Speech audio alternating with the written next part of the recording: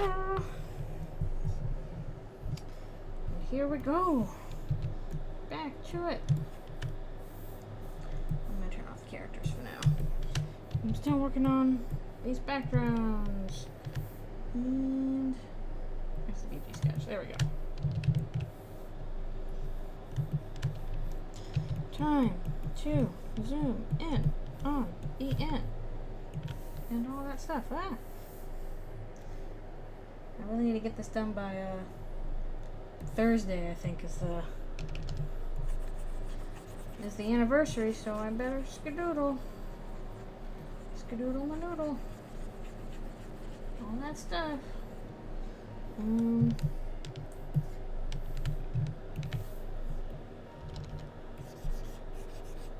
actually not sure how much I should do there. Maybe a little bit of that. And actually, I'm going to turn this up slightly because it's a very quiet song. Okay, here we go. Actually, yeah. I'm just going to do that.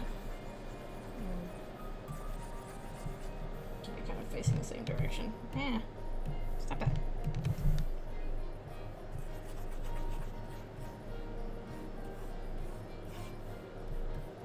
Yeah, if you're in chat, just let me know. And I will say hello. Also, sorry I'm not super talkative if nothing comes up, because I am a little tired. I don't know what it is, but feeling a little stuffy today. So I'm like, bleh.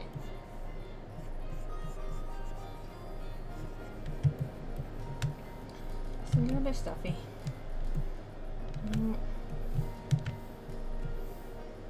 That down a bit too.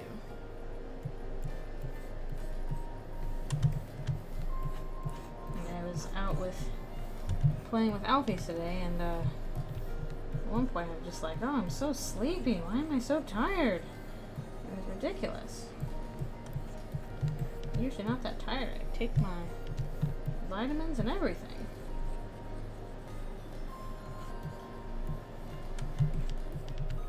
Hopefully it's nothing too serious. I'm just a little eepy.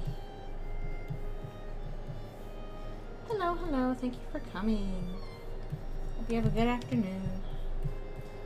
Yeah, I was considering going to a social thing today, but I'm like, I'm feeling really tired and I'm not super aware of what it is and what's happening, so I'm like, okay, I'll just stream today instead.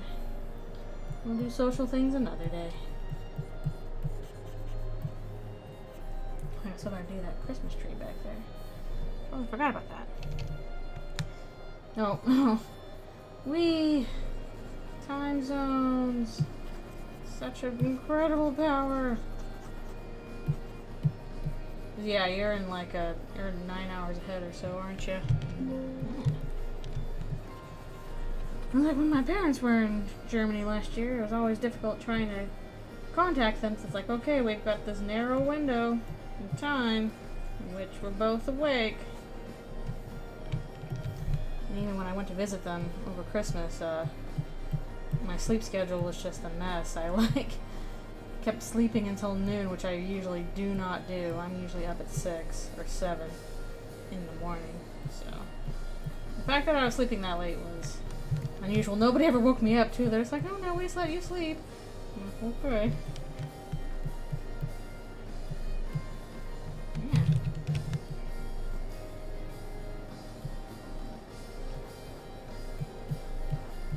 Yeah, what we're doing.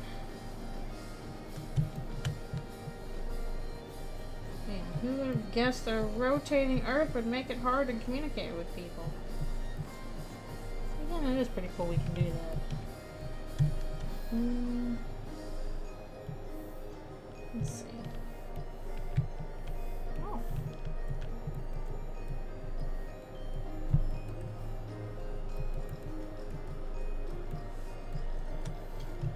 Let's see if we get a little brown shading going. Hello, hello. Thanks for coming, even to say hello. Ooh, Munich. I went to Munich once. I don't remember what I did because I was like 10. I know I was there at some point. I saw a lot of different stuff around Europe, and especially Germany, when I was little.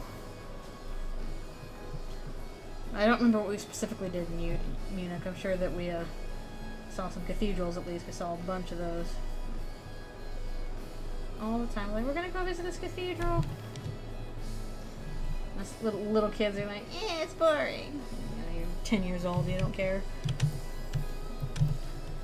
Yeah, seems nice. I mainly know Heidelberg, because that's where usually we're doing stuff in Northern Germany.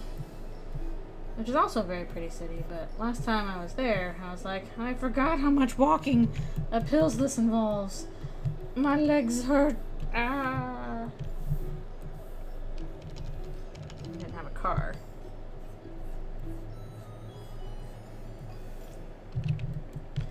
I think I'm gonna do a little bit of shady business.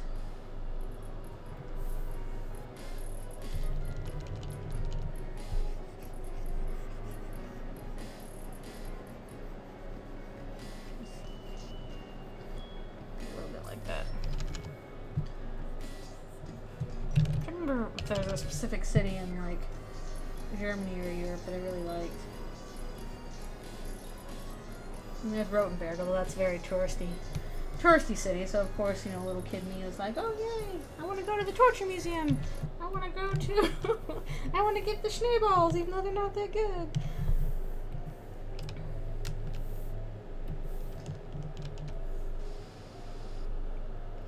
Oh yeah, the ice trains are so nice.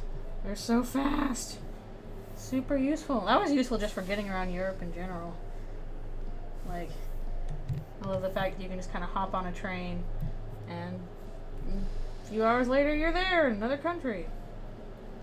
Like, I think what a lot of Americans, and Canadians too, like, kind of forget is that, like, United States and Canada, North America is really, really, really, really big. It's really huge. It takes forever to get places. Like, I can't just, like, pop over to, like, you know, San Francisco, a town that is in California, because it's a 6-hour drive away. I love me some trains. Trains are great. They're so convenient.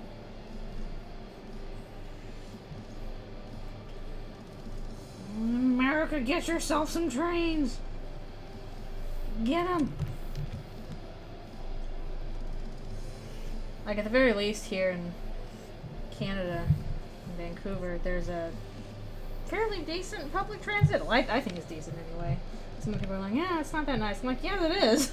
It's nicer than what you're gonna get in the States for sure. And there's like a elevated train, the Sky Train, that goes around a lot of places in the city, and that's just super convenient. Oh my goodness. When I was going in for work instead of working from home, I used to just take the train into work and walk every day. And it was, 1, cheaper than having to buy gas all the time, and 2, faster. And also there really wasn't much parking at work, so that would have been a pain. And there's a train station like half a block from me, like just down the street. So it's super useful just being like, alright, if I want to go somewhere in the city and I don't really want to, and I know I can't drive because it's going to be a pain to park or something, I just walk down to the train station and there it is. There I go. It's extremely useful. There's also buses. The buses are not quite as nice, but they're fine. They're building a new SkyTrain station down one of the major streets that's in the city downtown. And on the one hand, it's a little sad because I had a friend who ran a small business on that street, and she had to close because that part of the street was scheduled to be, you know, demolished to put up the train station. But there's some other stuff that, you know, is not really the city's fault. Basically, the landlords didn't tell them that that was going to happen. like the city's, you know, supposed to give like, you know, basically years worth of advance notice on that kind of thing, and they didn't tell them, so that was stupid. But on the other hand, that's going to be extremely useful because like that city is so busy, or that street is so busy, like it's super crowded, and the buses are just jam packed on that spot. It's really unfun. So having a train go down that street, like that's going to be used a lot because people are on that street all the time. It's very busy, so it'll be super helpful to have a train there. Yeah, the public transport is just super useful. I'm a big proponent of it. America, you could have this. You could. Heck, that's like basically the plot of Who Framed Roger Rabbit, is like how there used to be public transit in Los Angeles, and they got rid of it all for the cars.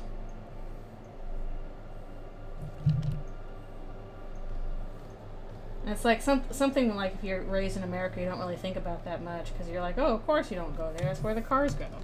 But like, no, cities should be for people, not for cars. Like even just like in Germany and like Heidelberg, when, you know, usually if we need to do any shopping, we would just walk down to the Hauptstrasse, the main street, and that was a no car zone. That was just pedestrians. Like obviously you can have cars on there if they're like emergency vehicles and stuff like that, but just like for the most part it's like just pedestrian streets, and it's so nice because here's this big thing full of shops and you can just walk down it and not have to worry about cars coming. I really liked it. It's very pretty, obviously. Oh, you can't get a driver's license? Oh, that stinks. It is useful to have a license, I'll say. Like, even though I don't use my car as much as I did in California, I do use it sometimes, so having that option is useful, though, yeah, it means I gotta pay to park the car and register the car. So, even if I don't use it that often, it's still an extra expense. But I do think if I had to get rid of my car, then, like, I would be fine. Because I would have stuff's either, at least where I live now, within walking distance, or I could take public transit. But, like, I like being able to take my car to go get groceries, for example. So I can carry a lot of heavy things and take them home easy. Because that was the one thing when I was visiting parents in Germany. They'd have to do grocery shopping all the time because they can't carry much. They didn't have a car. So they would only be like, what can you carry back home? And usually that's not a lot. So you have to make a lot of trips. Good exercise though, good grief. Oh, thank you. Yep, I'm having a nice time with this.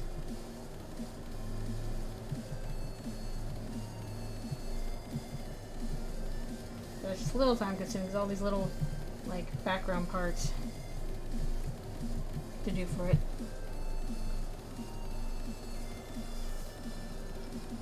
Yeah, that's a little frustrating. It just limits your options a bit. It's nice to have that option. Like, can you get a license, like, 4 times where you can rent a car, or is it like what's preventing you from getting a license? Basically, I'm not sure how it works in other countries. Yellow star. Like, I'm not sure what the licensing requirements are. Like, I know for the States, you gotta, like, get a license for certain kinds of vehicles. Like, you can get, most of the time you just get a license for, like, you know, regular car you're driving. But if you want to drive, like, big vans that a lot of people are going to be seated in, like more than 9 people, or, you know, bus, or any other kind of, like, really big vehicle, you need special licenses you have to get for that. Yeah, accidentally lost one of my guys.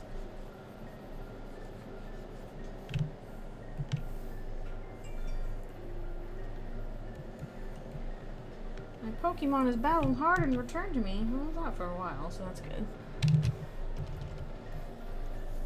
Well, I haven't driven a bike in a while. Huh. Oh, it costs a lot? Oh, that stinks. But yeah, even if, like, if you're colorblind, you should still be able to get a license. I imagine they don't restrict that for colorblind people, at least, like, road signs. Yeah, they have colors, but they also usually have, like, a contrast to them, so even if you're colorblind, you should be able to. I'd be surprised if the colorblind people can't drive. That would suck.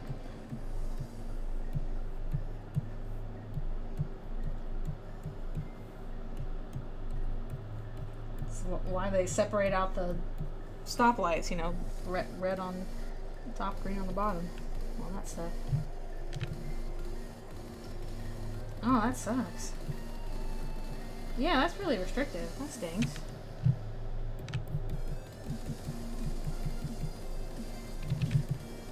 Alright, there's a tree. I think we're done with Snowden stuff.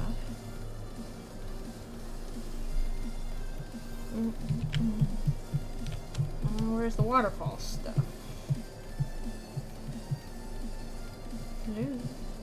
Need like the area with the glowy water and the stuff. Yeah, like that. Very glowy. Oh, do you have like the red-green colorblind stuff? Because that, I hear that's pretty common. Like having red-green colorblindness.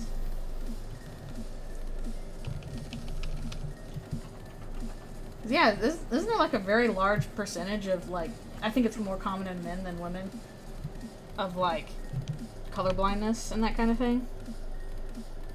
And specifically like, you know, the red-green colorblindness?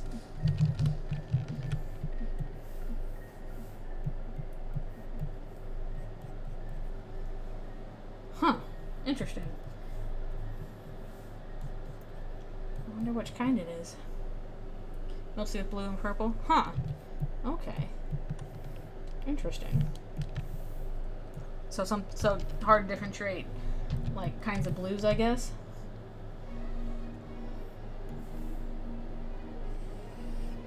I wonder why that's common. There's gotta be like I don't know. There's gotta be a reason for that. I don't know what the reason would be, but it's just weird how that's, specifically among men, like, limited color blindness is not uncommon.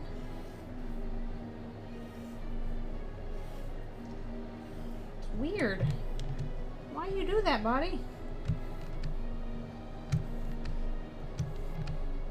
Little stuff here.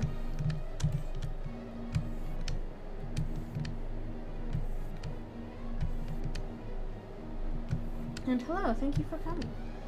We are still working on this fan art. It's taking a while. It's nice to take a while on things. I need to learn how to take a while on things now and then. Won't that be amazing?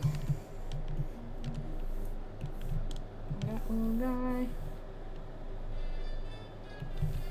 I don't know if that's perfect little bench there, but oh well, whatever.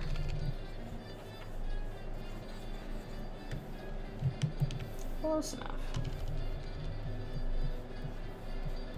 Waterfall's got all the cool color.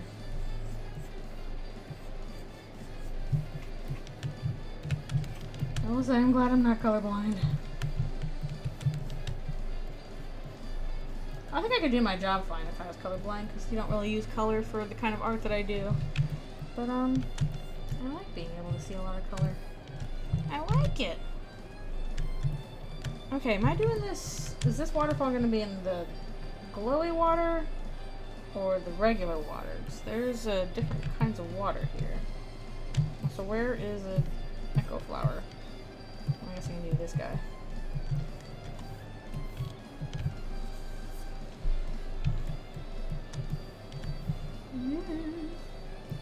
I need to remember to drink more water because again I've been kind of stuffy today.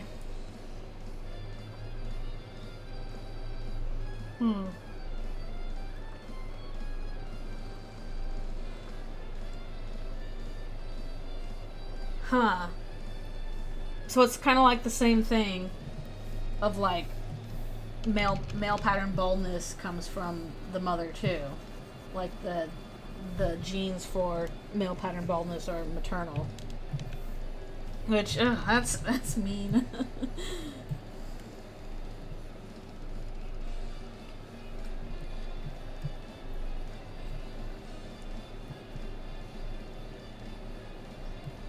little monster statue here.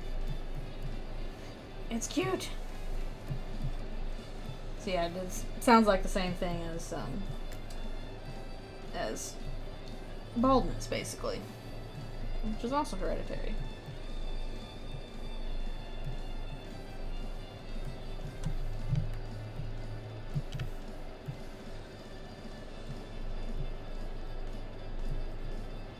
I realize this might look a little bit weird. I don't know.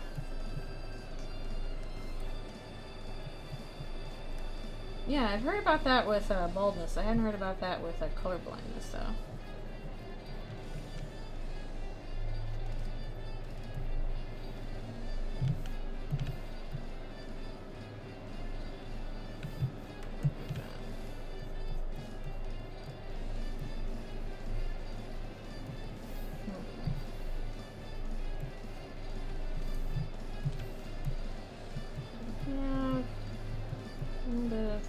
Sure, it looks rocky and stuff.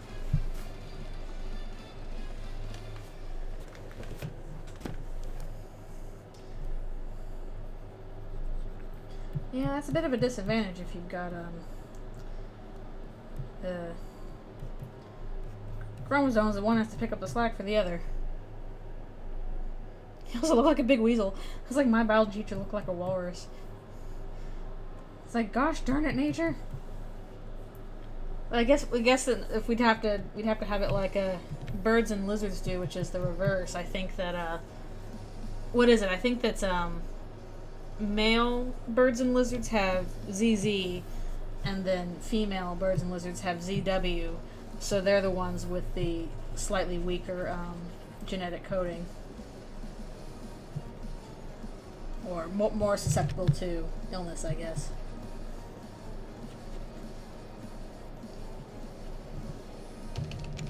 Yeah, that's another thing. Like, not everything on the planet has X and Y.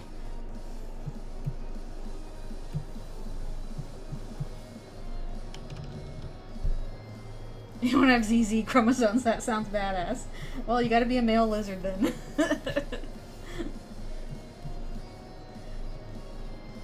Are you a male lizard? Congrats, you now have ZZ chromosomes.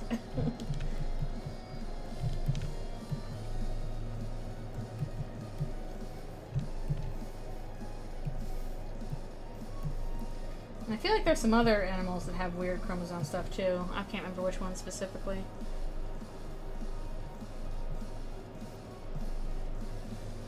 But it's no, lizards and birds have different chromosomes. Yeah, there's probably some coming in a combination of 3 and 4. Like, if you get into certain kinds of mushrooms, they literally have, like, tens of thousands of genders. They're like, who cares? You can't stop us, we're mushrooms. Yeah, male lizard. Eat all day. Sit on a warm rock. This is probably not a warm rock.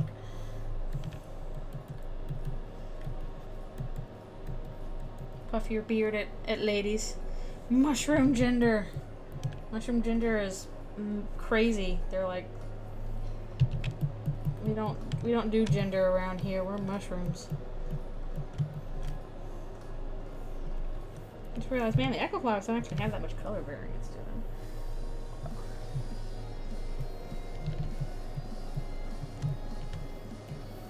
And then you've got like some species of salamanders that are all one gender.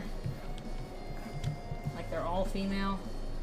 And they'll just all reproduce by cloning themselves. Which on one hand is kind of fun. But on the other hand is a little bit dangerous, because if you've got, you know, any kind of genetic problem in the population of salamanders, then you're kind of screwed, because that's just going to get copied over and over. It's like there actually are advantages to having all this genetic diversity. Basically, it makes you able to deal with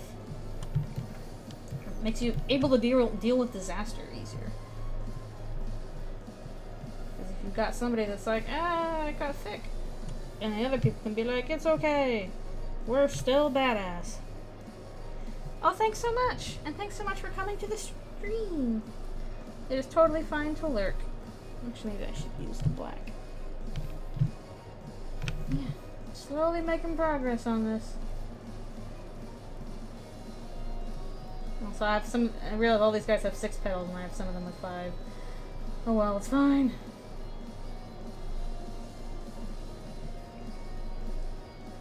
The lonely swirled snail. I have not heard about the lonely swirled snail. Aren't there snails that, like, basically do fencing matches with their penises? And then when the loser, like, their penis falls off and now they're a girl snail or something like that?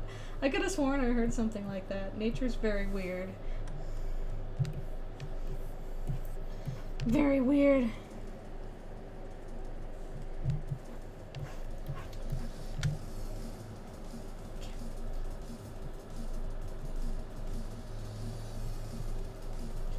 And of course you got some fish that are like, huh, there's nobody around here but ladies. I guess I'm gonna be a man now so that I can get with all these ladies. I'm a fish. Nature is extremely weird. Like, the more you look into nature, the more you're like, holy cow, what is going on? Nature's like, dude, if it works, I don't care. I got no compunctions about this. You try doing it.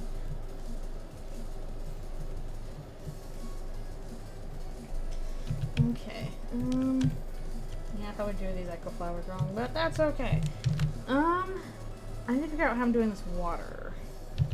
Because we've got, you know, like, this water, kind of waterfall, which is just regular water. And then I got the glowy water, which stands out.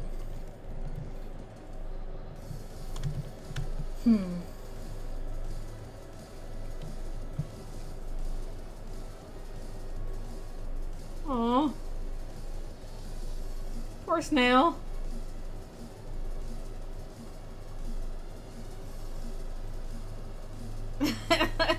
Oh no! The loneliest snail in the world. No! Snail's like, nobody loves me. I was actually kind of gonna be a Pixar movie for a while. They were gonna have a.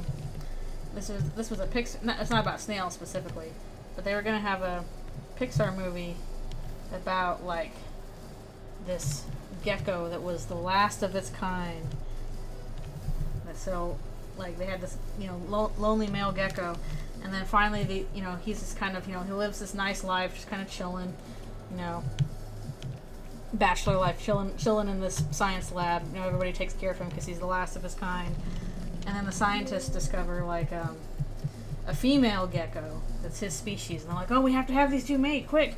And so they're trying to get these two geckos to mate, and it's like a romance comedy kind of thing of, like, well, we have to mate to propagate the species, but the male is really bad at mating because he's never had to do this before. Yeah, well, honestly, what Rio was gonna be like a ripoff of that thing from Pixar, but Pixar abandoned their idea, and Blue Sky doing Rio did not. But yeah, same idea. In fact, they're both blue. Like, geckos were supposed to be like these rare blue gecko, and I think in Rio it's like a rare blue parrot or cockatoo or something like that. So somebody did it, just wasn't Pixar.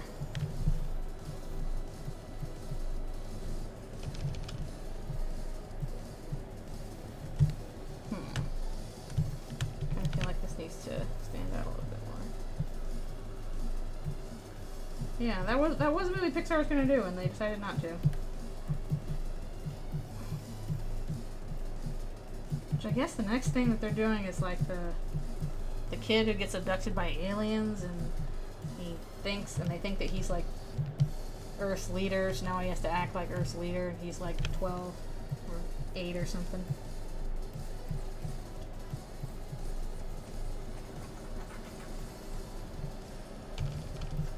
Yes, I think that's what's next.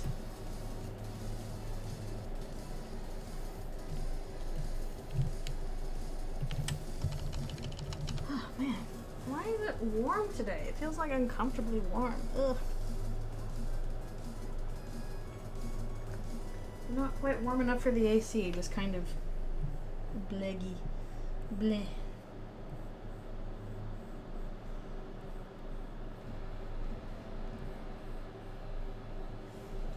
Okay, how's this looking without the stuff?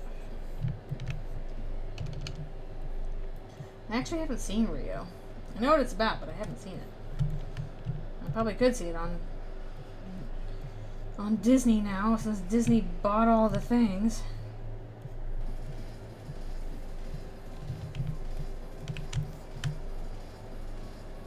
Yeah. Oh, yeah, that's gonna be hot working in the kitchen. That is gonna be tricky.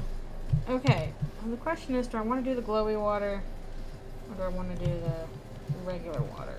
Because this is the regular water. I'm curious how this is gonna look. Or is it blend? It feels like it blends in too much with, like, the background. I might just do the glowy water. I'm sorry, regular water, you blend in too much.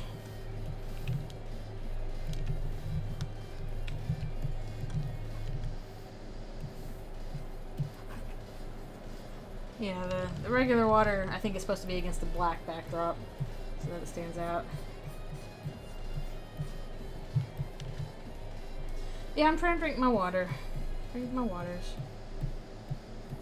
Gotta remember to drink my water.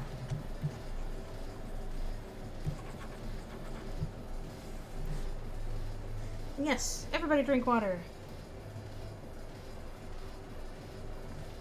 Hello, thank you for coming, and thank you for resubscribing. I super appreciate it. I'm doing alright. Just trying to make... Oh, shoot. And I just realized it's now time for my break. Oh, 91F is pretty hot. Why is this all selected? Oh well. Okay. Let's take a break and do a stretch. Ugh. Stretchies. Oh man, I'm realizing how much I still have left to do on this. And I'm like, oh, I'm making good progress. And I'm like, oh, I still got, like, you know, Hotland and Core and all that other stuff left to color in. But we'll get there. And I gotta do all the characters. Well, I don't know if I'll be able to get to the characters today. No, I'll have to do it tomorrow. As long as I finish this by, I'm pretty sure Thursday is, yeah, today's the 10th. So, oh wait, no. So, tomorrow's the 11th, 12th, 13th. Oh, okay, Friday. I can finish this by Friday. So that's the 15th. That's the anniversary. I can tell time. Maybe. Perhaps. I know people are expecting a lot of, like, whoa, a big Delta and stuff's gonna happen. I'm like, probably not much, guys. Don't get your hopes up too much. He's pretty much said that he's not doing anything big this year and is gonna rest, so that's totally fair. Any kind of progress report would be neat, but I'm not expecting much. Oh my goodness, almost birthday. Oh, you can draw whatever you like. Maybe just a favorite character.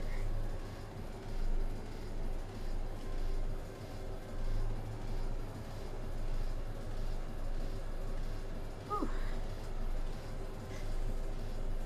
Yeah, a little progress blog would be nice. Although usually, I know he usually does that for the newsletters, but I wonder when the next newsletter is, for that matter. Like, end of this month? Seems like it'll be end of this month. Alright, I will be right back for another stretch and stuff.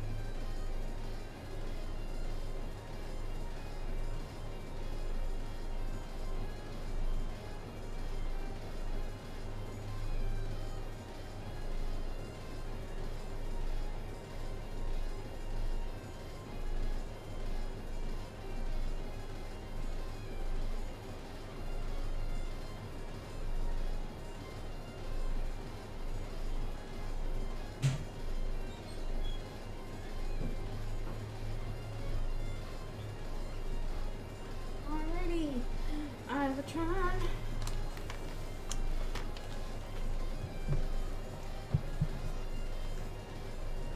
Yeah, draw Undertale, Susie. Since she is open to interpretation, honestly.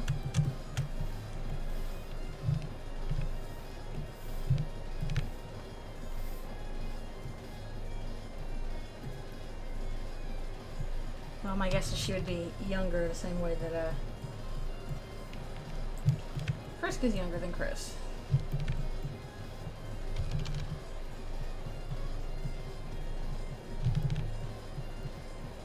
I think somebody on Tumblr asked about Eldritch Rune, Chris and Kara, but the problem is I don't think that they exist in Delta Rune. I know some people have done some cool AUs with them, usually with like them meeting Asriel at college and stuff like that. But in terms of what I actually think is happening with like, where are, Chris and Kara and Frisk? I'm like, I don't think they exist. I think that Frisk is both of them, or Chris is both of them, or rather that they both are Chris. I think it's the other way around.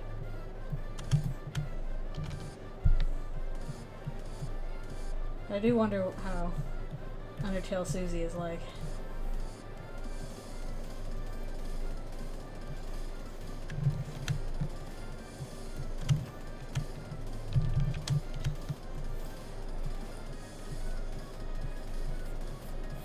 We're gonna have to go over and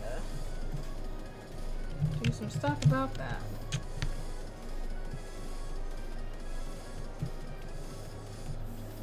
The extra lines or something.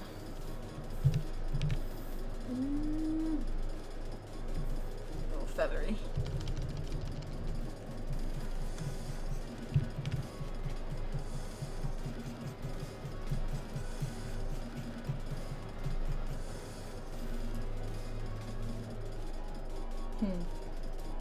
Oh, I haven't heard of that. Oh, that's kind of funny. Susie's everywhere. You cannot escape. Okay. I've got to do Undyne's Mountain. Yeah. Not down there, please. Okay. Perfect music for it, too.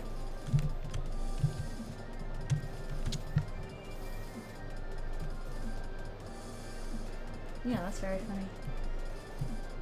Okay. Oh, the lab is back there. That's why I think that. Actually, I should probably do the lab first so I can draw over that. Did I not do the lab? Did I not save it? I guess I didn't. Shoot. Well, I hope it's the same color as this.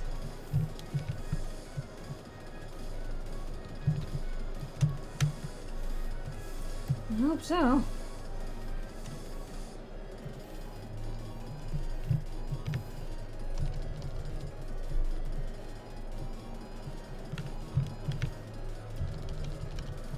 trying to do Alfie's lab by memory here.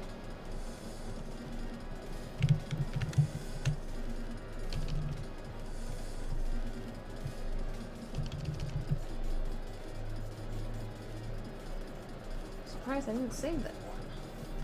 That's a little weird.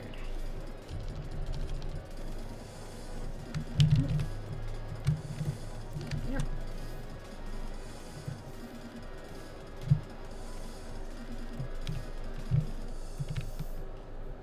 Cool. Soft coloring.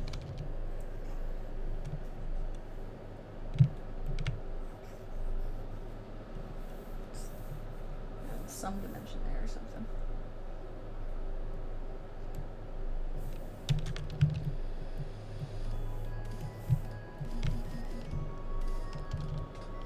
Not that small.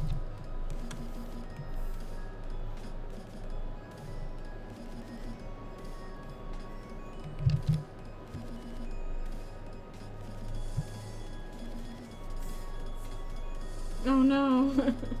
She's not playing the racing game fair. It's like, gosh darn it, Susie!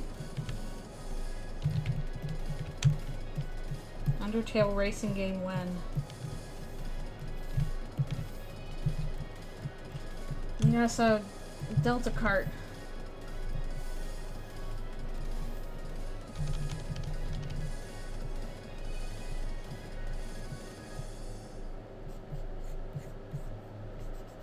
That's what Nude Alert is. It's a racing game.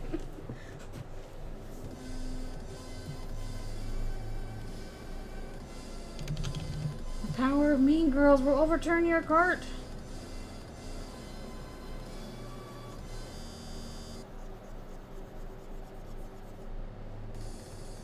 I think that's something different down there, actually, now that I'm looking at it. No, there's no rules, no rules. Bum, bum, bum. Just run stuff over. Susie would like that, actually. She'd be down for that.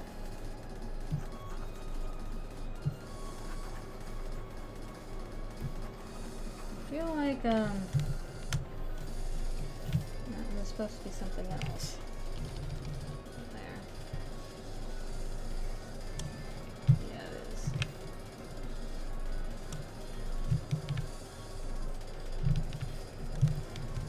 Okay.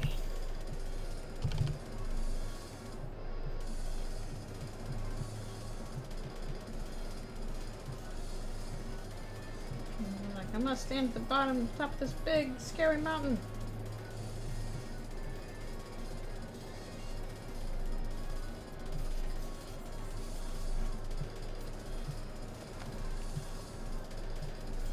It looked very intimidating, which, to be fair, it did.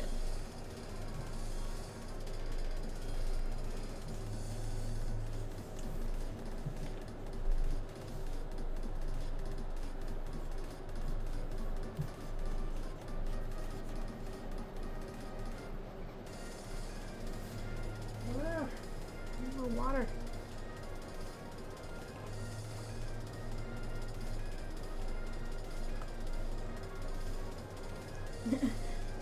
Susie drives off Fast and Furious style. Like, how do I do tricks in this?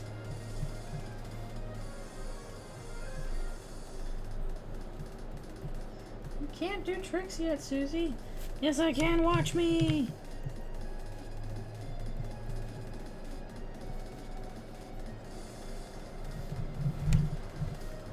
I'm doing the wheelie with the black charger.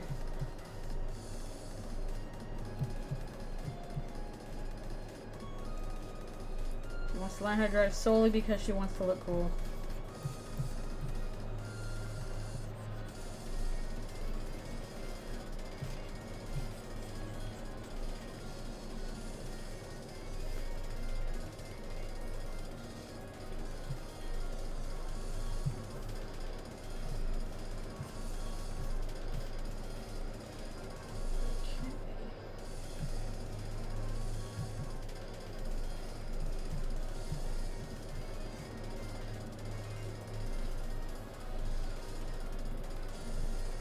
Rocks and mountains are fun to draw, honestly. At least if you're doing background art, it's like, yay, the easy thing. I can make rocks look however I want. Earth was like, oh no, I have to have this, make this look like something proper. Ah. So background artists love drawing themselves a rock or mountain.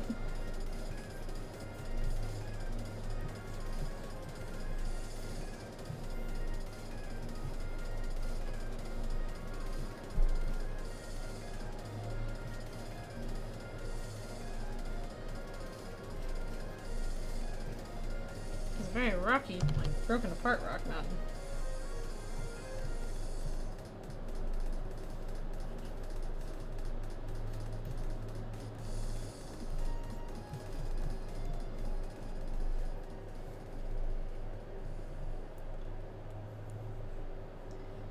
Ugh, man, my throat is not cooperating today. I want to talk and it's like, no. I'm going to hurt at you. For no reason.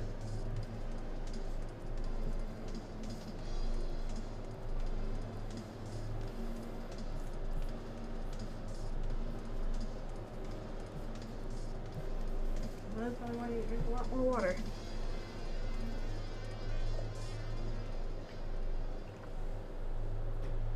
Yeah, now rocks and mountains are actually fun.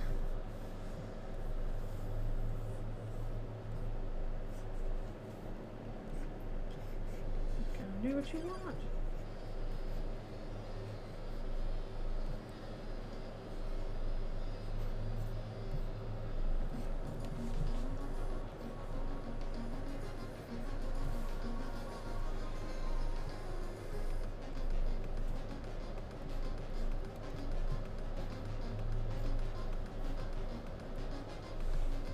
Okay. I'm gonna say, I hope that's not an empty spot, or I forgot to fill it earlier. It was not.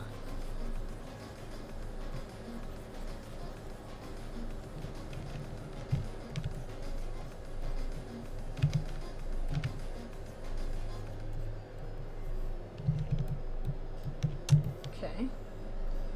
I might have a excuse me. Do a little something up here, actually. Just to kind of make it stand out. Or transition it.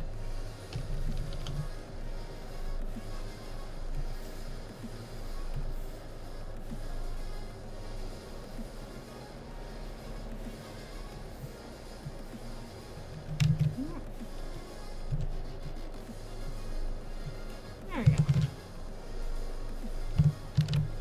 A little something, something. Okay.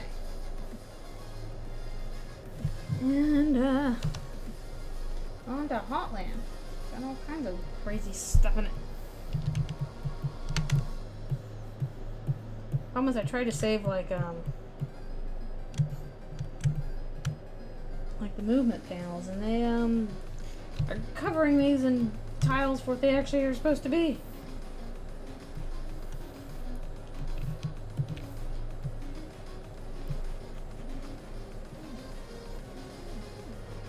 Excuse me. And there's a cactus. Alright, thanks a bunch for coming to the stream. I hope you have good luck with your work. All that business. I appreciate you being here.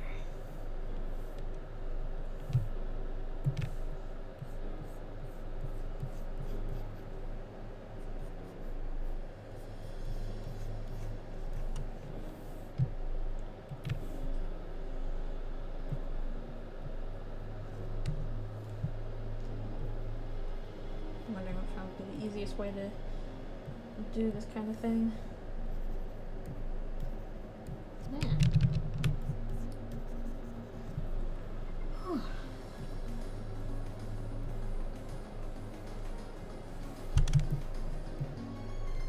And this all looks fairly uniform.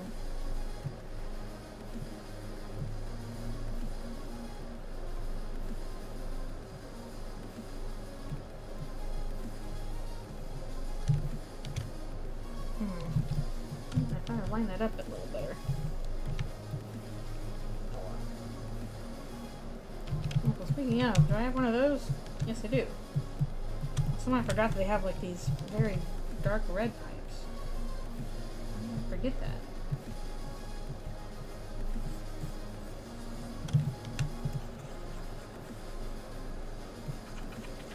Oh, did I forget that? They're like lava pipes.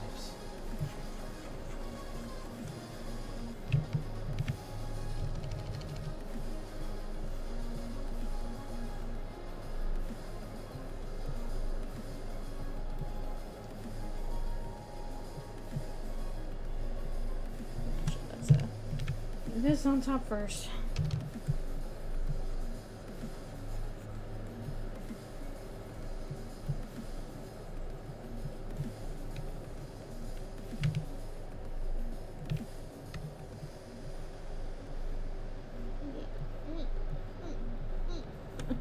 It's hard to do that.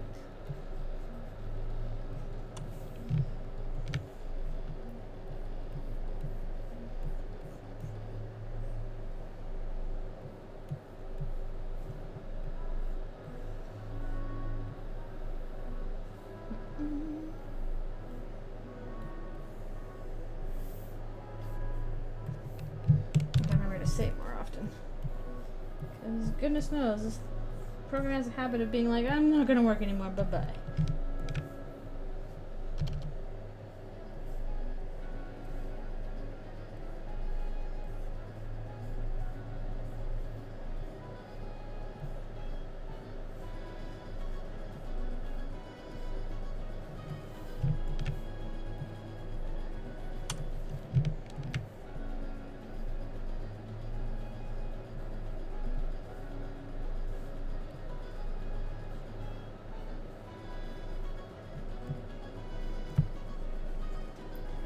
It's also fun to draw fiery stuff, though. That much is very true.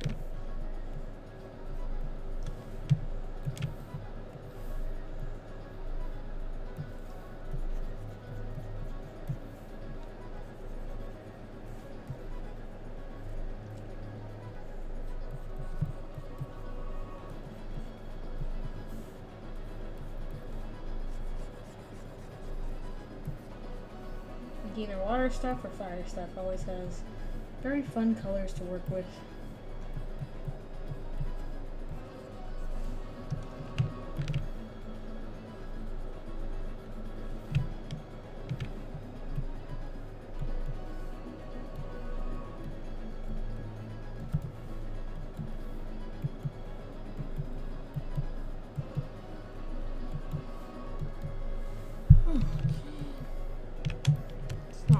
I got enough of that cactus though too.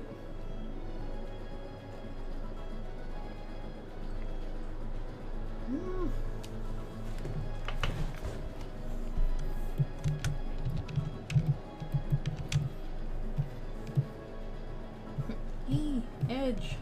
I guess. That's what that means. A little smaller.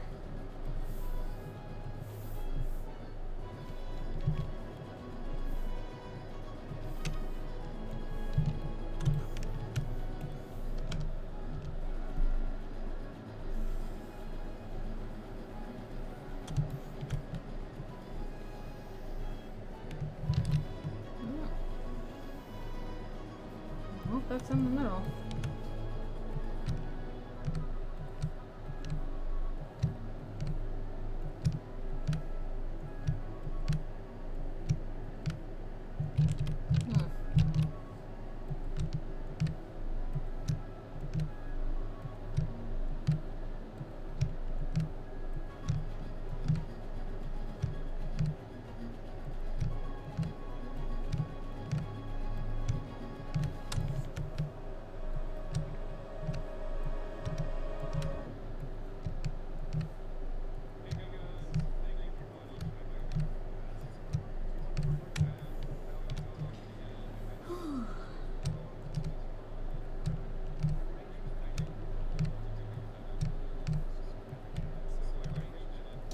Do not like how dry and yucky my throat is feeling.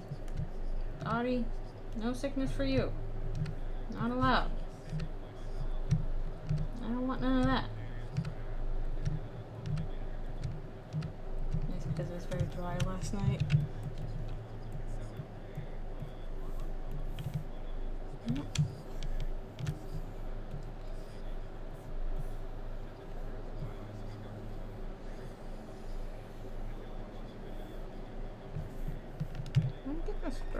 There we go.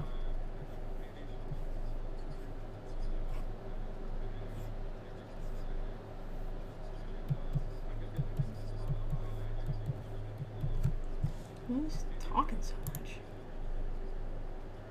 Oh. Apparently at the end of this song is a lot of talking. I forgot. I'm trying to do music, why are you talking?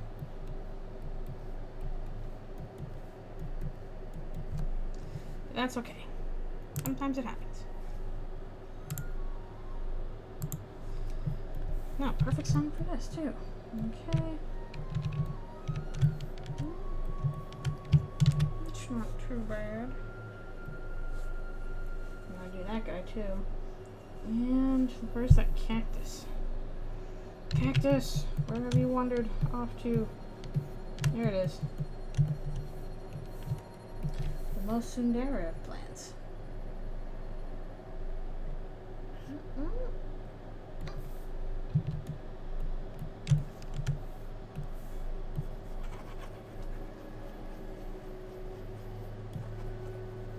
Some weird stuff at the top, though. Also, man, it's kind of crazy once you color pick and realize, like, oh, these are very bright colors, actually. They're made to stand out.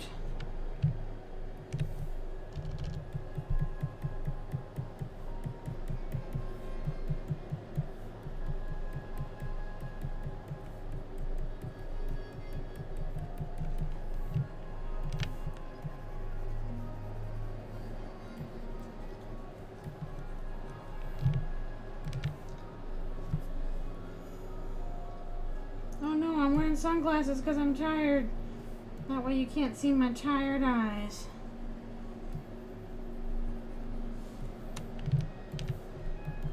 I wonder if that wearing sunglasses in class to hide the fact that you're sleeping trick ever actually worked. Probably not. Probably not.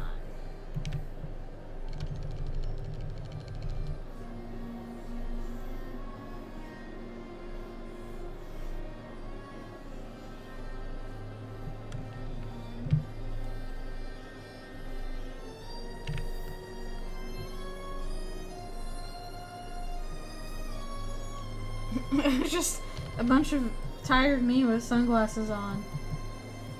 How do I sleep with sunglasses on?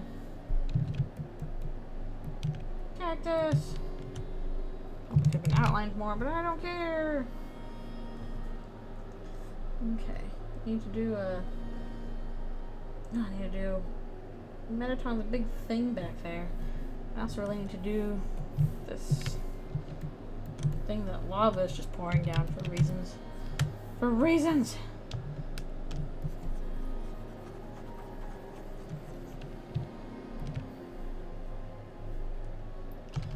Yep, that is me being in absolute mood for 1 minute. Just bleh. Falling over, bleh.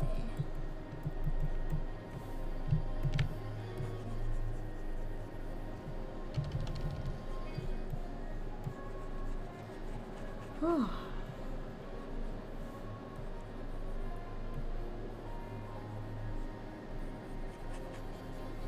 Oh, seriously, I keep drinking water. It keeps feeling like not enough. Why?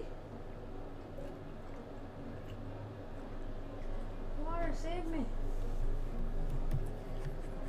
Save my poor parched throat.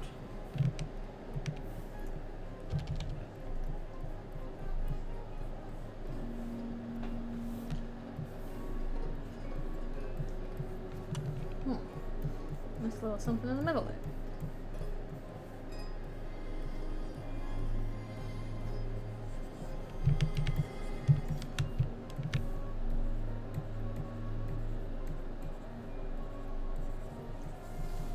So Hotland, why is your rock formation so complicated? It's super complicated.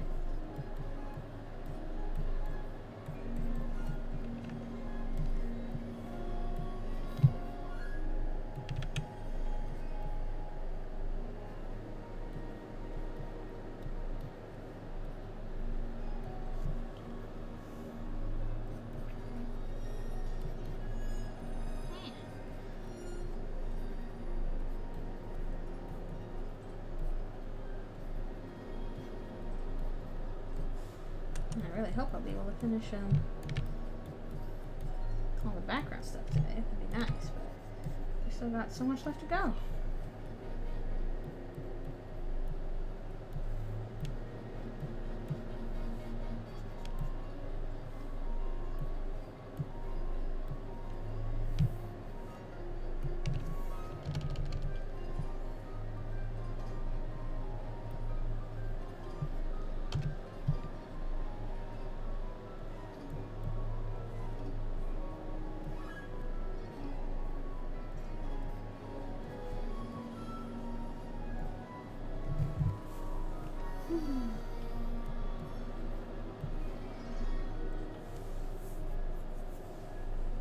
Oh no!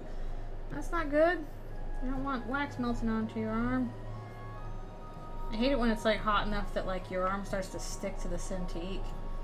I've had that happen. It's like, it doesn't feel good. Alright, I'm gonna try and do like a lava flow down here.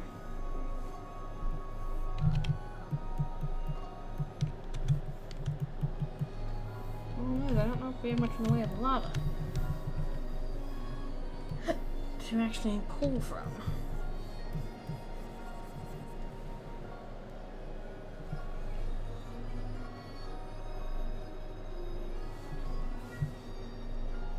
Oh no, ew! That is too hot, and waxy stuff sticks to you. Yuck, yuck, yuck.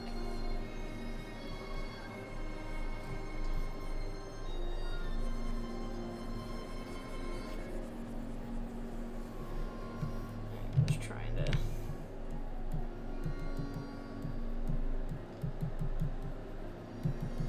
Oh, shoot. It's my time again already. So this is going. Seems to be coming. Alright, I definitely need to get more water and all the other stuff. I'm going through water pretty quickly right now. Alright, thanks so much for coming to the stream. I super appreciate you being here. Hope you get a nice sleep. We'll keep making progress on this.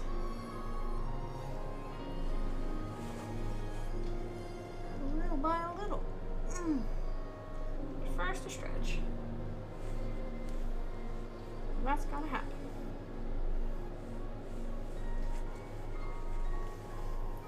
So whenever I neglect my stretches, my wrist feels pretty cruddy, and I don't want that.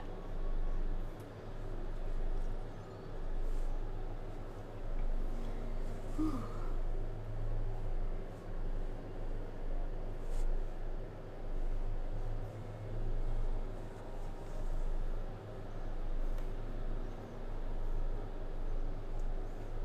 At least we got all the main backdrop stuff done, but we got still like half of the background objects left to go. Go pick up a brace. Okay. Everybody leaving me. No, that's alright. You all got stuff to do. I just like drawing on stream because it keeps me focused. Prevents me from being like, oh, I'm gonna go look at the internet for a bit. Before I know it, 20 minutes have passed.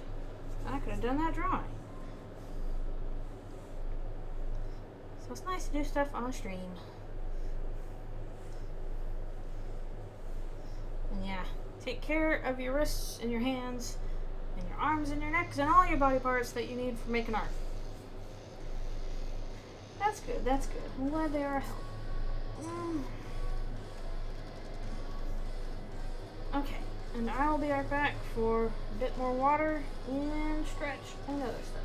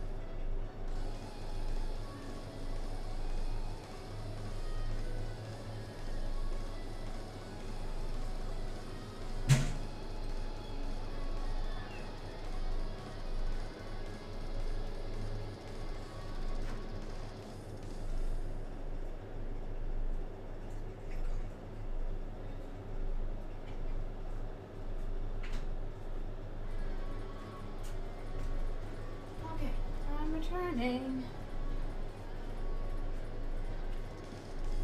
do it.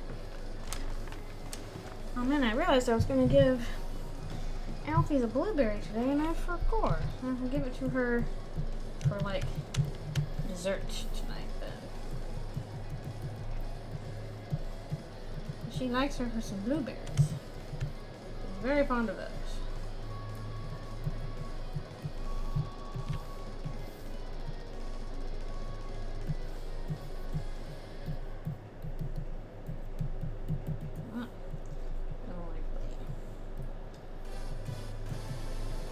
What lava looks like, right? Well, it is now.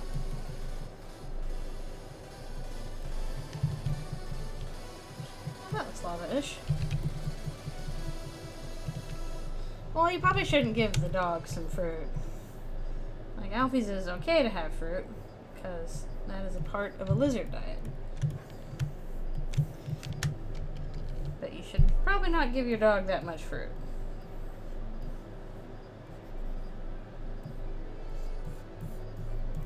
Like, especially if it's like grapes, do not give your dog grapes. Grapes are bad for them. A lot of things that are okay for us to eat, they're not okay for animals, and vice versa. But Alfie's can have blueberries, because she can eat some fruits.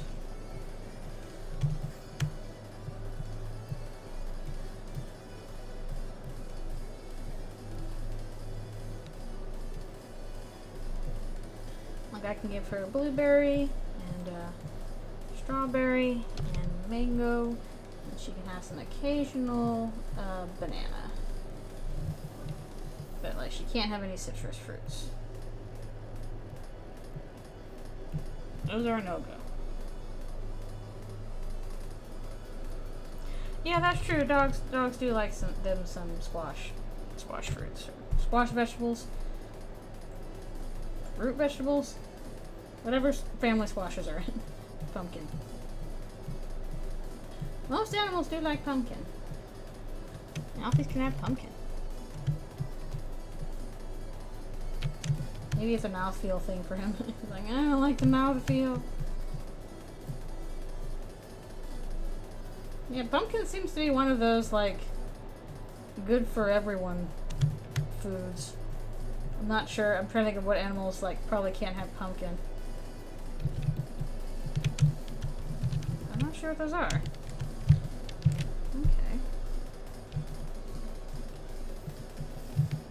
And that.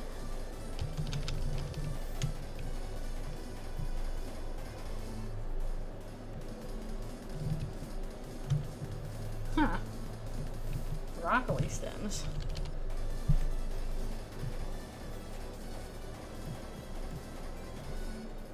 Like, dog, why do you like these things? You are strange.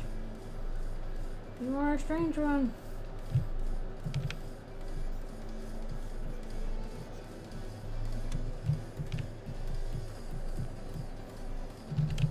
Okay. I guess we'll tackle, MTT's Resort next. Where do I put that? Over here. That's where I put it. Yeah. I want to learn more. I want to grab more colors.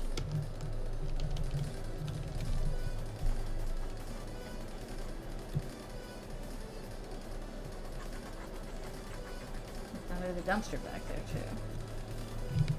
Where do you find all good trash? In the dumpster!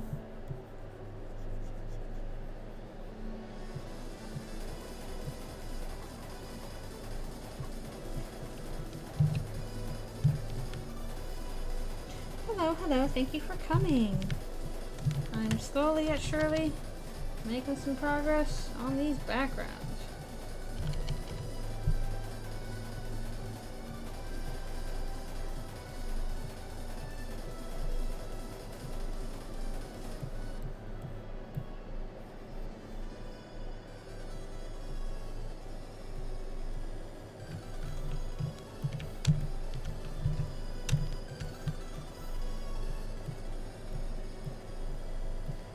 So we have so much left to go.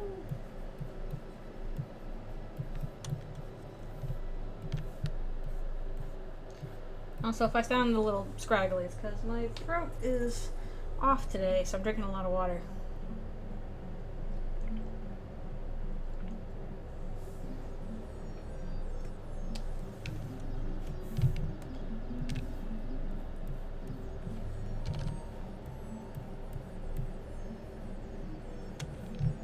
I'm hoping whatever is plaguing my throat and my sinuses goes away soon. It's annoying.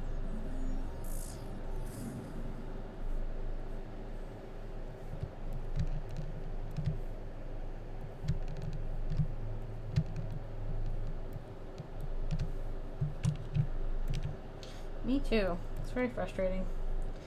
I'm not quite sure what's causing it.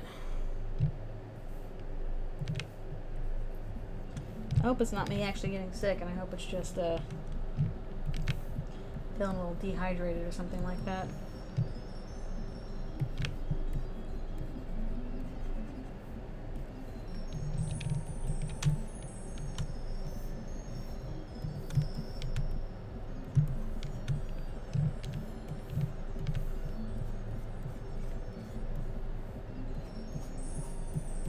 TT, why is your resort like this?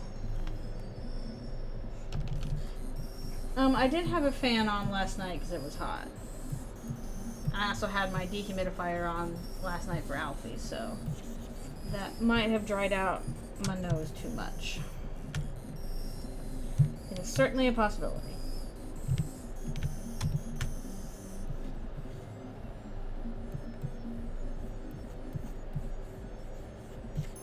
Yeah, last night it was a little hot, so I had my fan on. I cannot wait for temperatures to start going down a bit. We get a bit more fall temperature going on.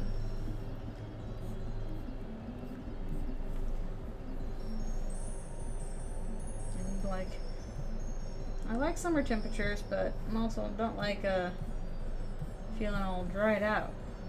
Not very big on that.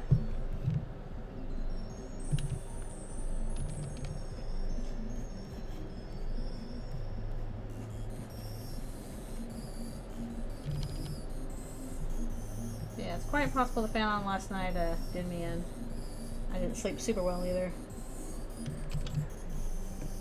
I like it warm, but I again prefer my sinuses not feeling yucky. I just realized I need to do like the carpet. Maybe I don't need to. I don't know.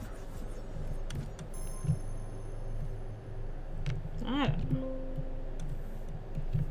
A bit of stuff there. Well, cold times are coming. Eventually. Grief, I can't believe that we're charging through September this fast. Before you know it's gonna be October. Ah! Ah! Ah!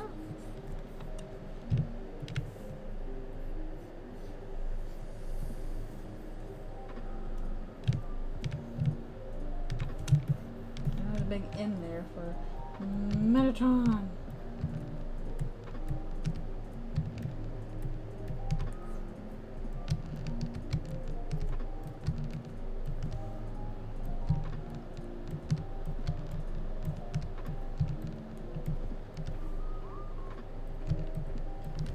I like to sleep under the covers though, so it makes it hard to do when it's like, you know, hot.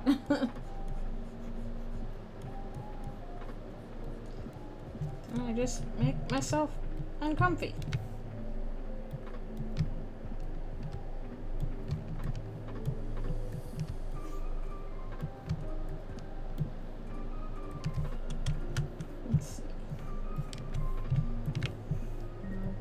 Weird MTT thing. What's going on with that?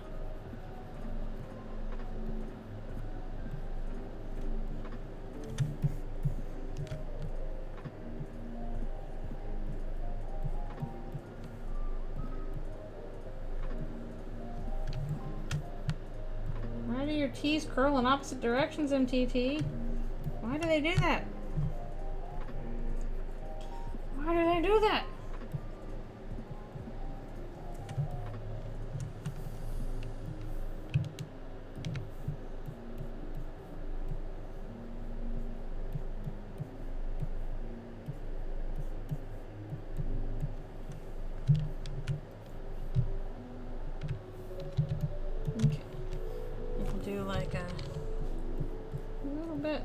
black, maybe a thinner black around these.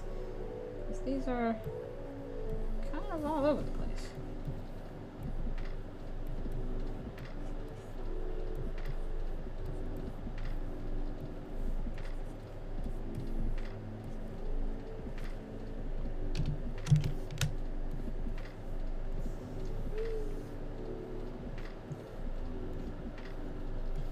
Sure hope this all looks good when it's done.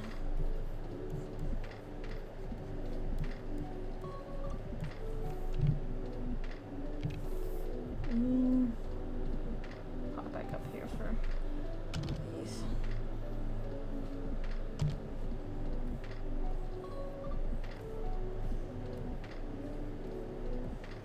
I'll do it all the way there, just a little bit.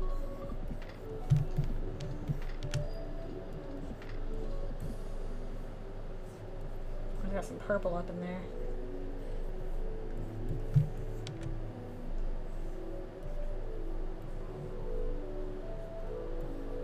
And purple.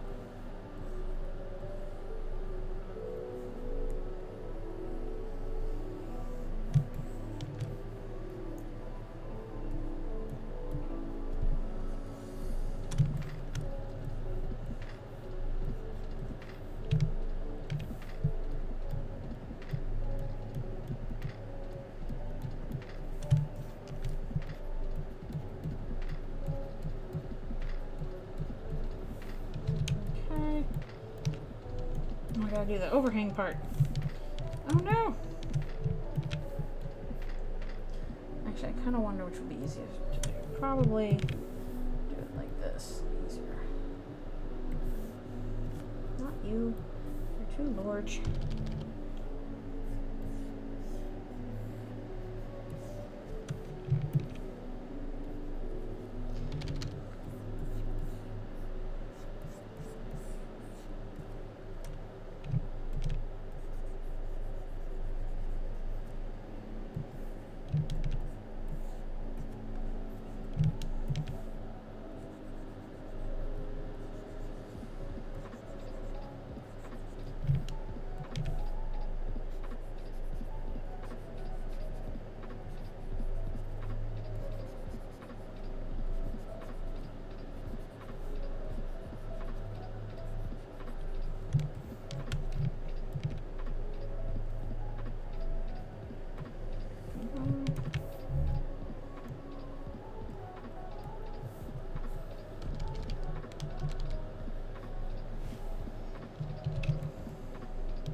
I guess that looks okay.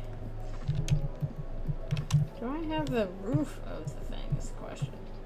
I do not. We're gonna have to try and just do that and play that by ear. Right. I know there's like greenery up there.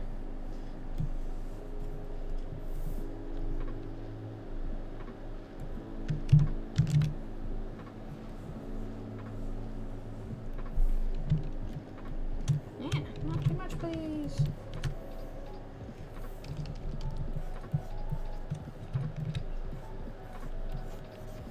Excuse me. Probably even being like a really dark color actually on the roof, if I remember correctly.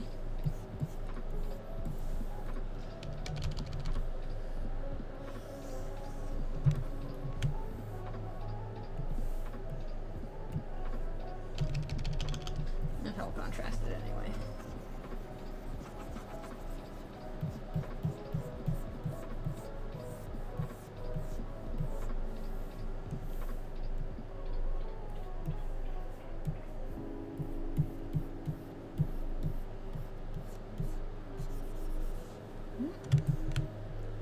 Over here.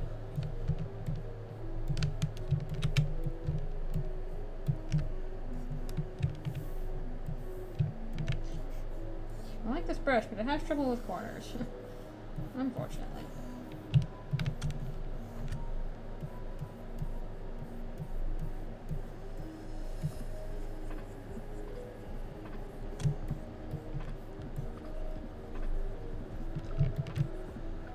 Oh, that is a break in the line there.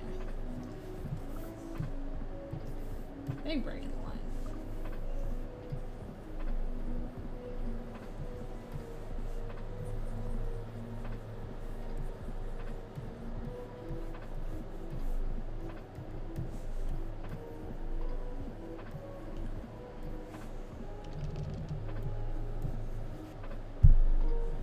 know that song, Rock the Casbah. I've heard of that title. I don't really remember how that song goes, though. I'm sure I've heard it at some point, but I can't remember all the specifics for it.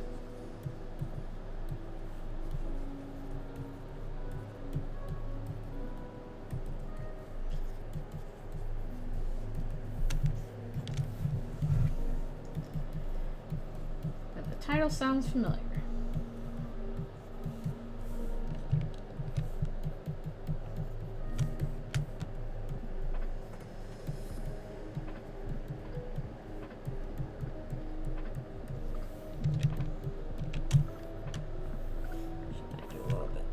More darker stuff down here.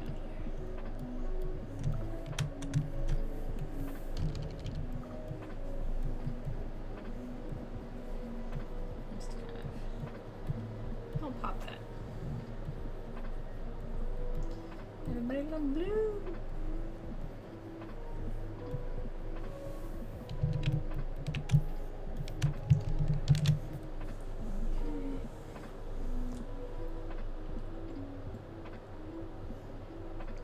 I can't remember what color the dumpster was. I think it's like green.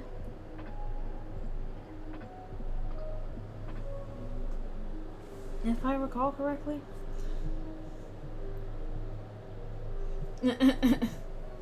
Oh. Pff. Oh dear. Mishearing songs. I think every kid has done that. You're always kind of like too afraid to ask, is this saying what I think it is? So you just kind of go through life being like, well, I guess it says what I think it does, and nobody's corrected me so far, so here I go. Which is ironically how it is with a lot of things as an adult. You're like, well, no one's yelled at me about this yet, so I guess I'm doing it right.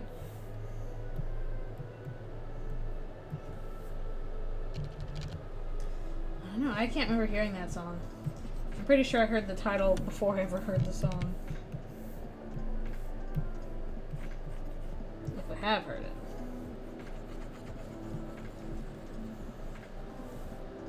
I hope that's the color of the dumpster, because I don't really remember. Guess we'll find out.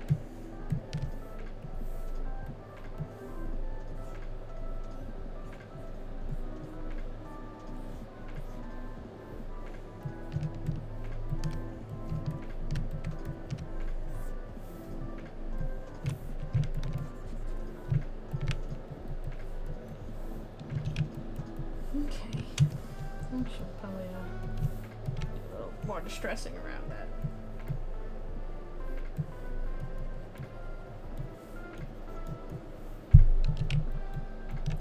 Look, a little more dumpstery. Alright, now I always gotta do this tall man. Mr. L1. No, that's not what I wanted. Be gone. I want color picker. Color picker. Ooh, okay.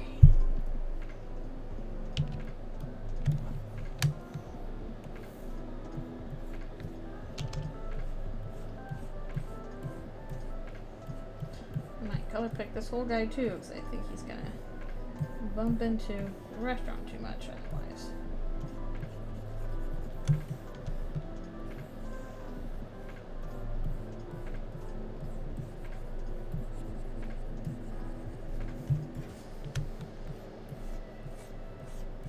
There he is. And watch out for the lava.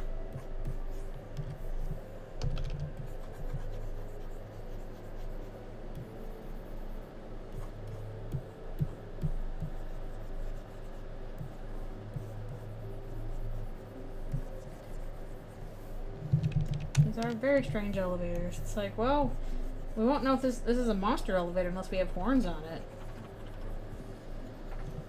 That's how you know something is monster. It's got horns on it. It's just the way of it. Oh, shoot.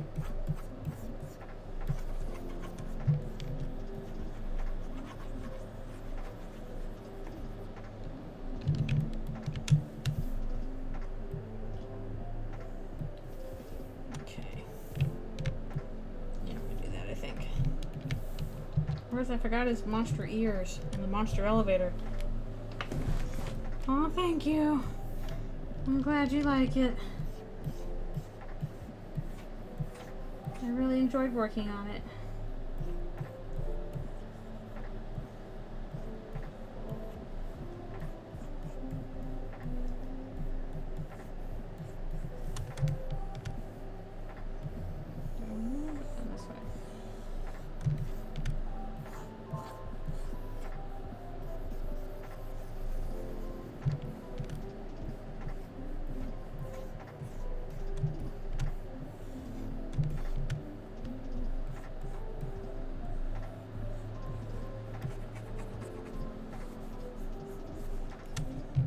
Yeah, I'm always happy hearing people like Skybox. Because I really enjoyed it, and it's nice to do a big original thing for myself.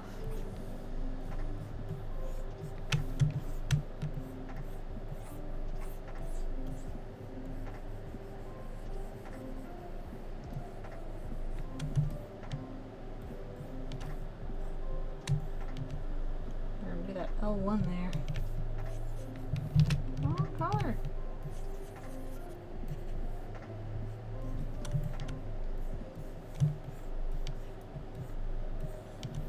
Ella later. See you later, Ella later.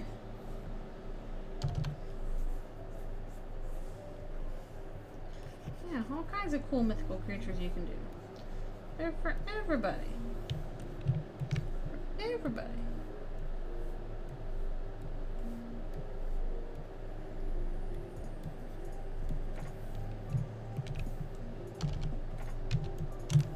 Okay, we're gonna do primary colors for this first, and then we're probably gonna go back and do some other shading as well, just to make this kind of pop in and out of the background a little bit more.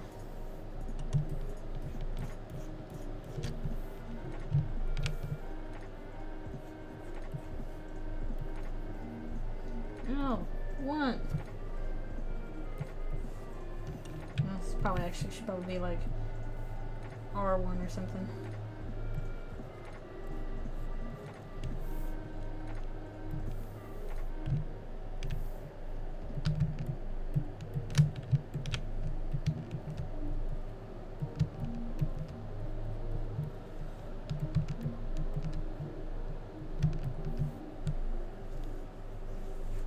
Aww. The Pegasi are interesting. They're very family oriented.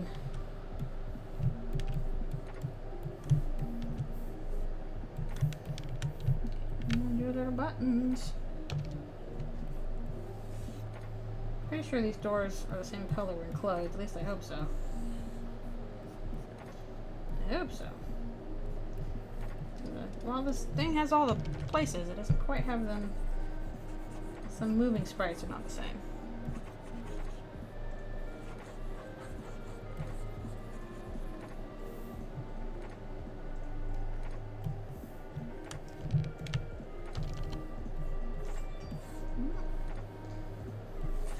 Time is flying by. It's already almost 3. Holy cow. We've still got so much left to do.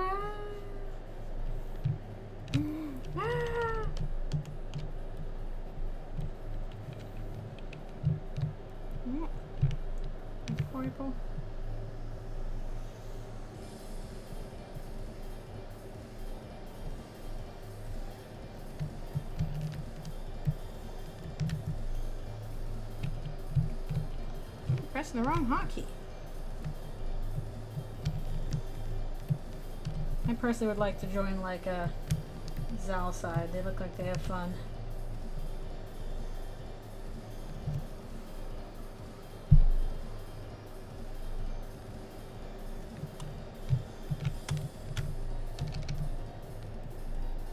Oh, it's flipping all over with their little winged snakes. Little winged noodles.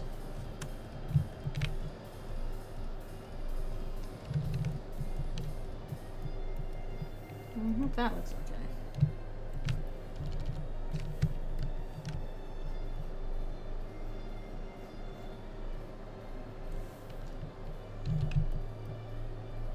gonna work. I should do one more. The red thing's down there. Just need a little bit of an outline. What are these red buttons for? Nobody knows.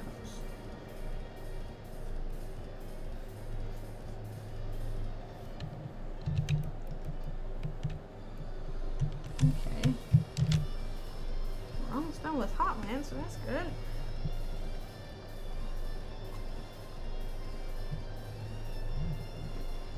I'm gonna add a few more things.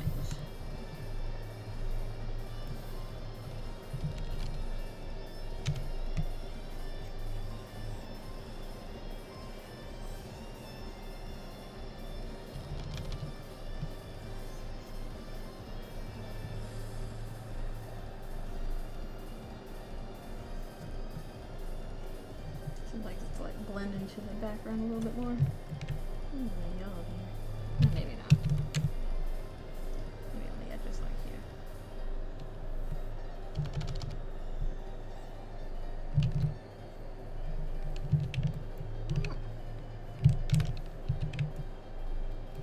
Okay. Oh, we're kind of popping out there.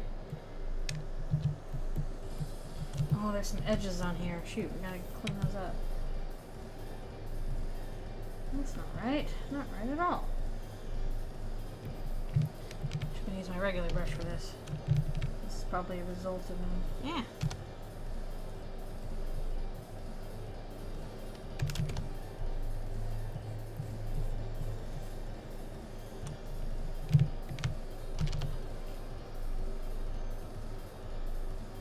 Yeah, for Skybox, it was always supposed to be like mythical animals. And I knew I wanted a limit of 6. So, I was like, okay, what's mythical animals I can do that, like, you know, hits a lot of areas, and also, like, for example, kind of tries to come from a wide range of places.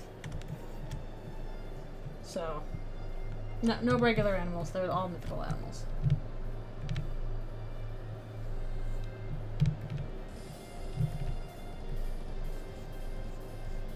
Space side, we're like basically filling in for aliens.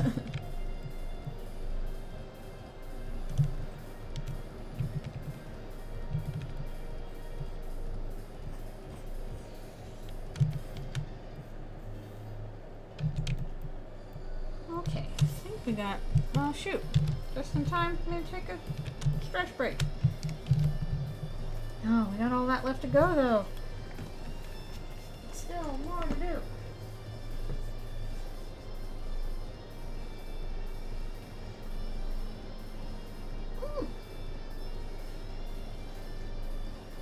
Get stretchy time. Whoa, I almost knocked over my water. That would have been bad. Let's not do that. I'm gonna drink some.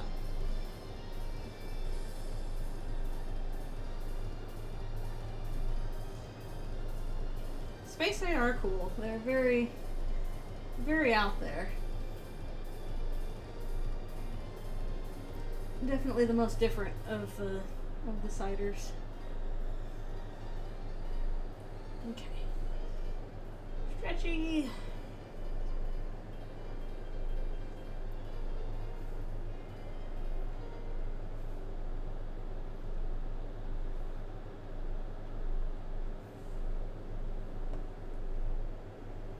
Also, then you can only talk to other space side. You couldn't talk to other siders. And also, they kind of don't do individuals very much. They're kind of a loose collective mind, loose hive mind.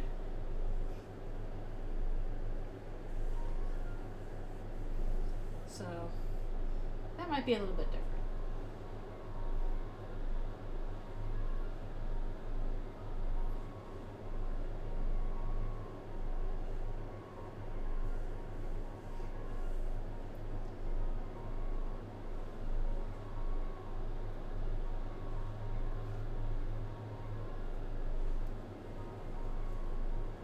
Yeah. Space side are slightly sheeple. They have their they function well that way, but they don't really do individualism very much. They just Not how they function. Nick Sider definitely more the loner type.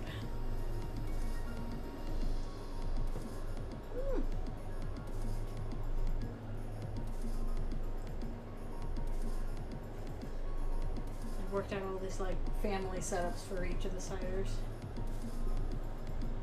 Okay. And be right back for another stretch and stuff.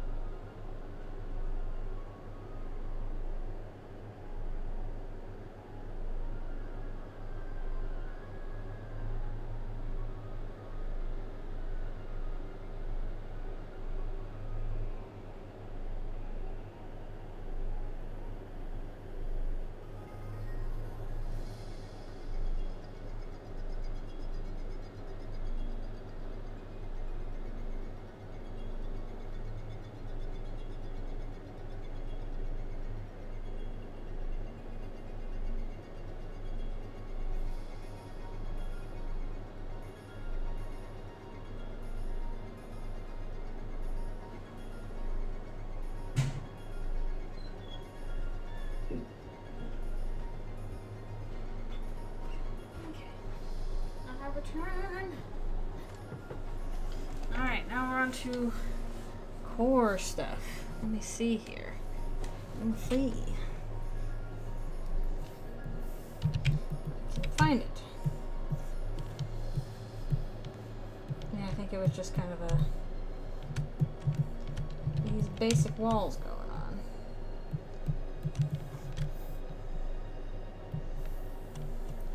on. Not too much exciting with the walls. But that's okay. Core has my absolute favorite music. I love Core's music. Well, it's gonna bump up into the... We gotta be careful, it's gonna be bumping up into this as well.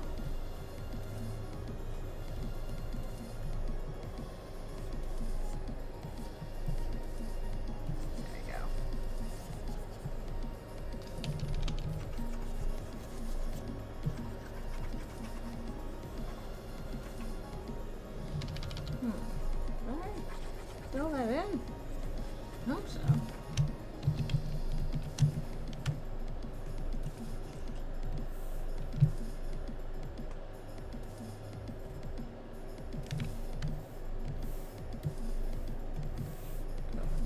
This.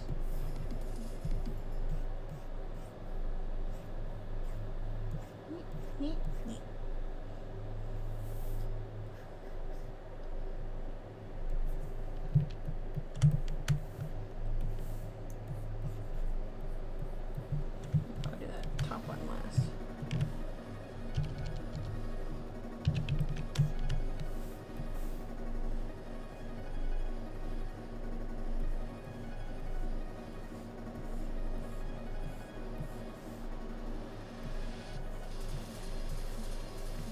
Weird types going on here.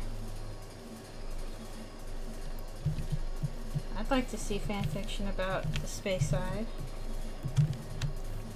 I like them, they're my favorite. One of my favorites. I wish I had the time and or money to do the cracked mask backstory I wanted to do. Well, time and money and skill. I wanted to make a little animated short about it, but I don't have those resources as much. Maybe if I need Blender better, I don't know.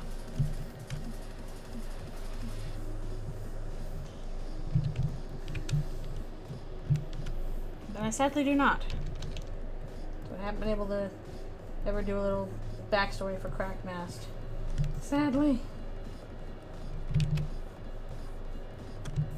Content creation is hard. Sometimes your brain just outstrips your resources.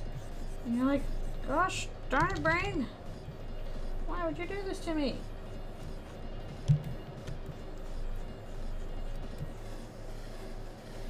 It must be fun doing these weird red squigglies.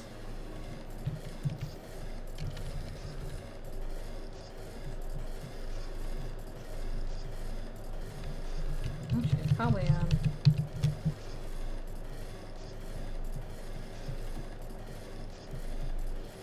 this. I'll have the lines in later.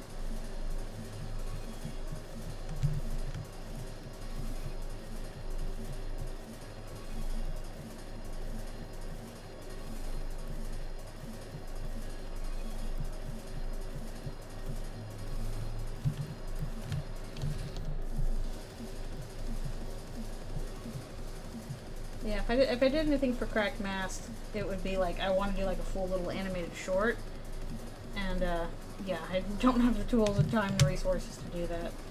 I can make animatics, but actually, animation is a little bit different.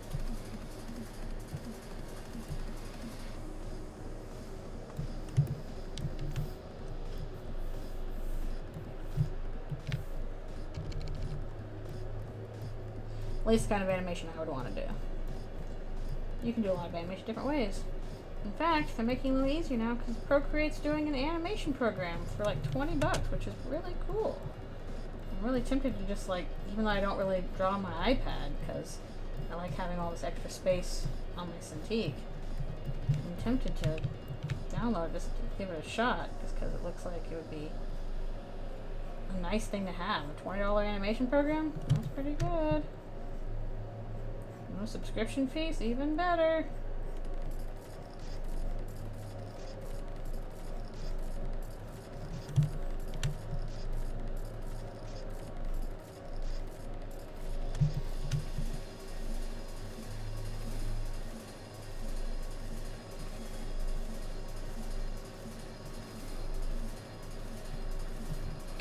Doesn't quite line up, but close enough.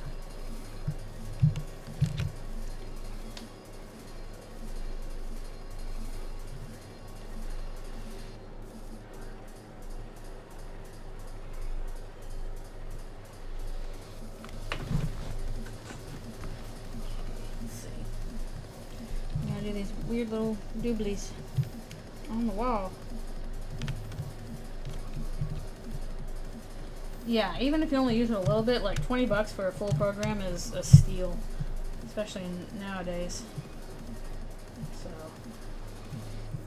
it seems worthwhile to get.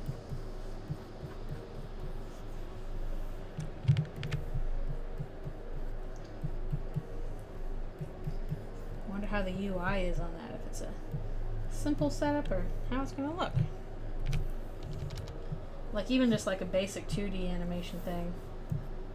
That would be pretty cool.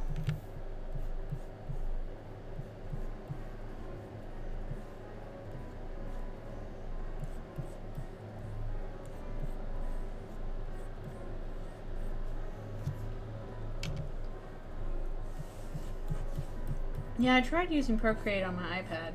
While it's nice, it's not just my preference. I suppose I should use it more often for like, you know, actual plein air studies and stuff like that. But I keep forgetting.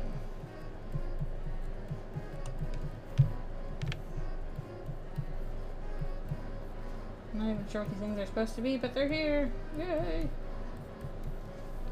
Little dooblies on the wall.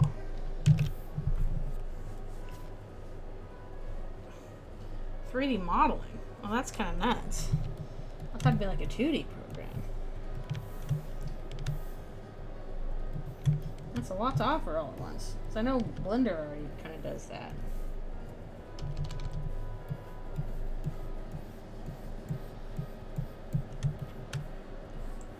And I should learn more Blender. Right now I mostly use it for occasional work things.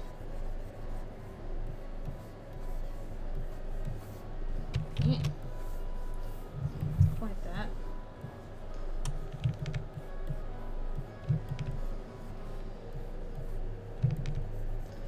See people do cool things with Blender.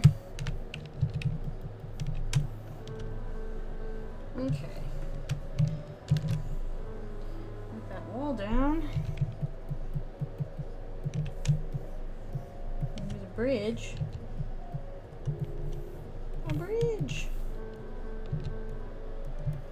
I can't remember what color those little laser dooblies are.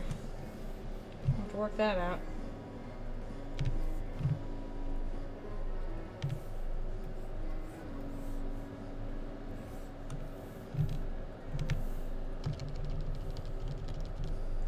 Okay.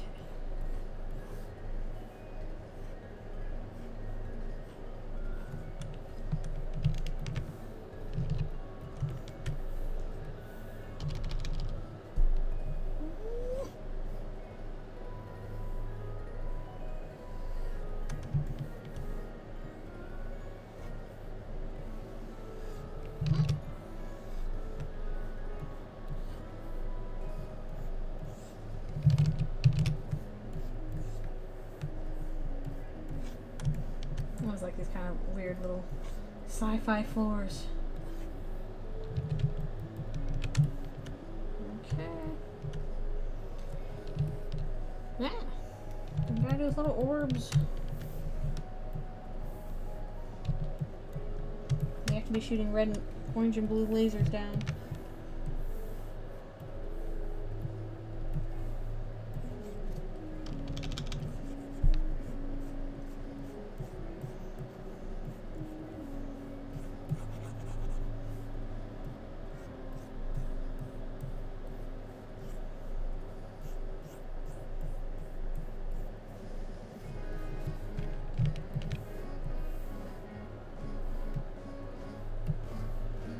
Thank you. I'm working hard on this. I really want to finish it by Friday.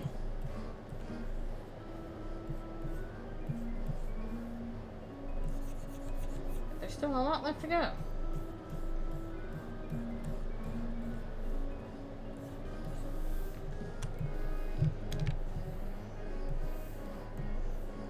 Do a little like extra black down here.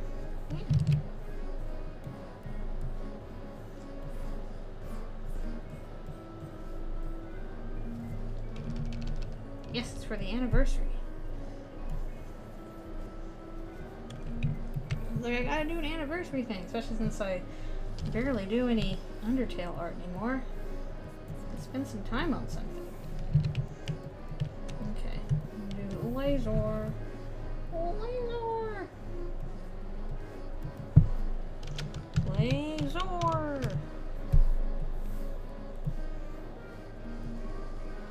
How bright? I feel like the orange is very orange. Let's do that.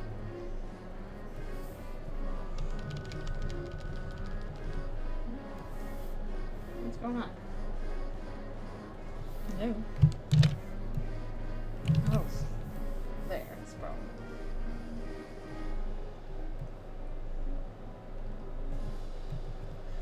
Laser! Still gotta add the characters to this too.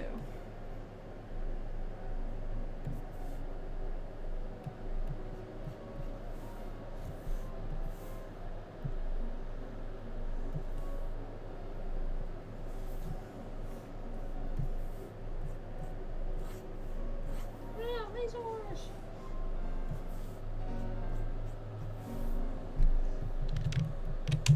That's how lasers work, right? Sure.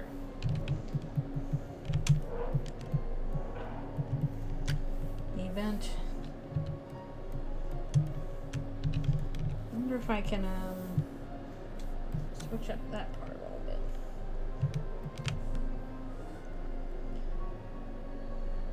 So now the top half will be another color.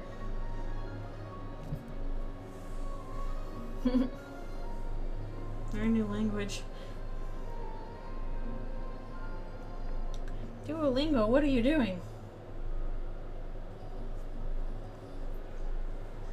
Duolingo, stop being weird.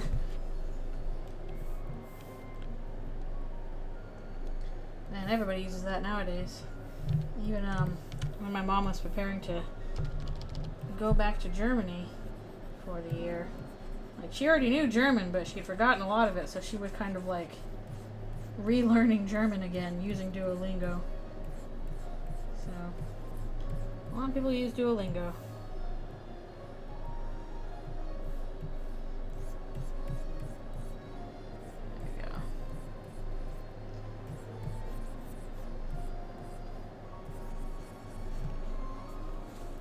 Duolingo is starting a dating show. But I say, do they like matchmake you with people that speak different languages and you have to try and navigate the language without knowing it well? You'll find out if you've been doing your lessons. Is that what this is all about? That seems a little weird.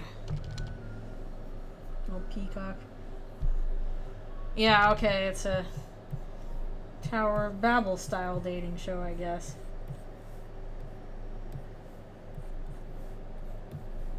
Which,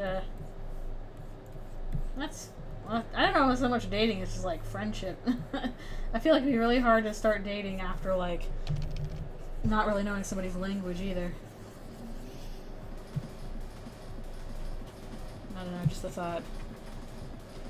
Yeah, I don't think it sounds like much like a dating show, but it sounds like a fun concept in general. Just like, let's learn to communicate, even though we speak different languages. I feel like if the language barrier is going to be a big inhibitor towards actually, you know, getting to know a person for dating purposes. That's just me, though. I want to do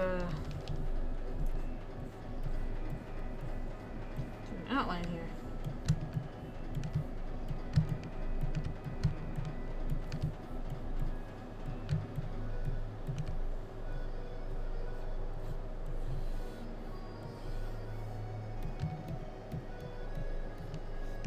Yeah, it's going all over the place. It's out of control.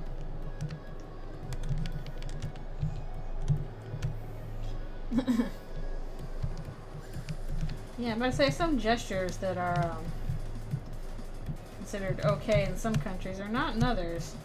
Like when I was working on Spidey, they were very careful about, like, don't use these gestures because these are considered insults in other countries, and they want the stuff to be easily, you know, translatable to a bunch of different countries with a lot of different kids in it, sell the merchandise.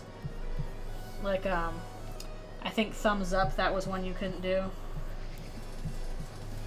And the OK sign also can't do that.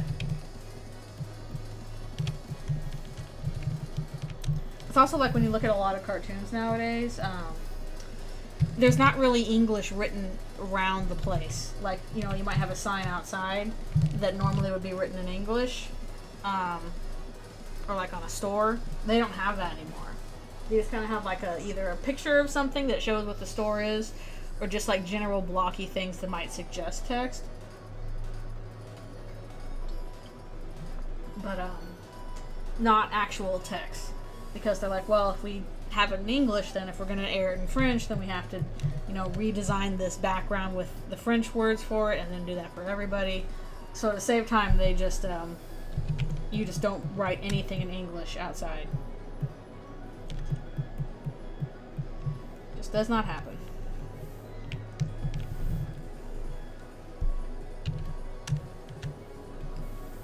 And like some shows do that if they're not like you're really expecting them to translate across a lot of different places, but like especially if you're doing a very popular kids show, they want that to be able to.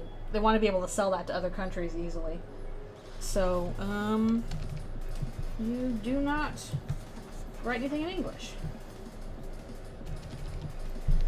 And maybe I'm wrong with the thumbs up sign, but I'm pretty sure thumbs up sign is one that you can't do because that's considered rude in some countries.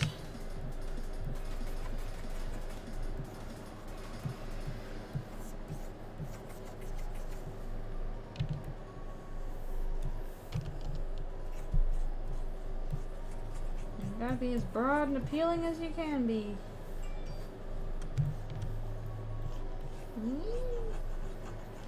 Weird, dirty fans going on.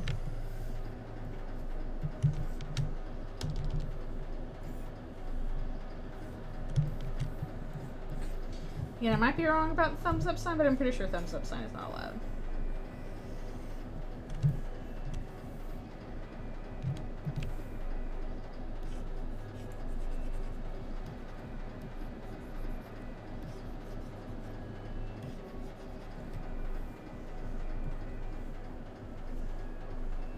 Yeah.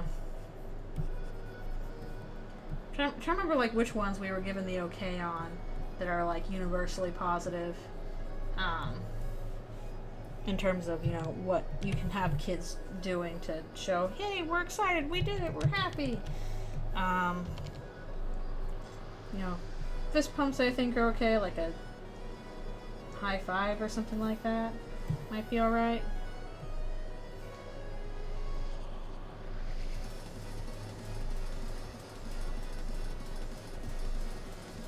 Yeah, jumping with arms up, that's okay. Guess they just got to do things that show positive excitement or yay, we did it, without, you know, hitting certain cultural issues. A little trickier than you would think.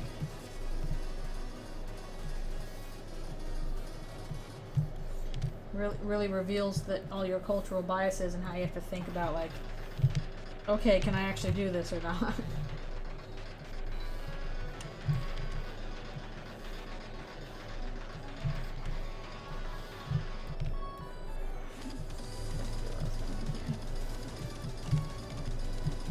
Probably same thing with some negative things too, although I think that's less of a problem because if you're doing like a negative promotion, and everybody knows what that is. But a positive one has more context to it.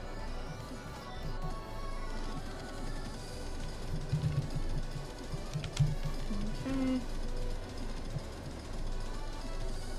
No, that's the thing going on.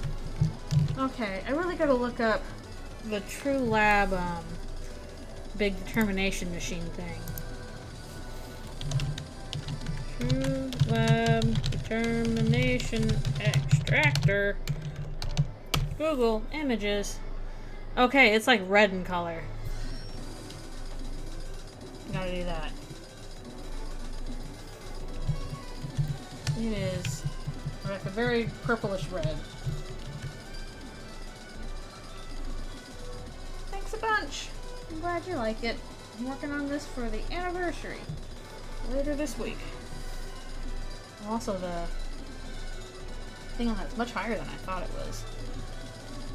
Might need to actually like go back in and adjust this shape a little bit.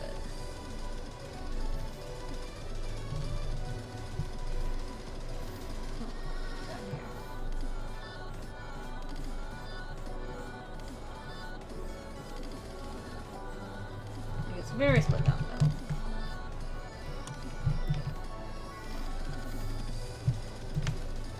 Yeah, I was like, I should do something for the anniversary, so that's what I'm trying to do.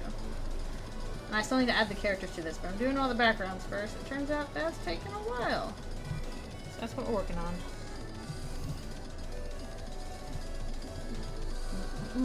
Okay, we got kind of a purpley red thing going on. I can't color pick it because I was not available to color pick for unknown reasons. I feel like I might have been drawing on the wrong layer the whole time. Oh well.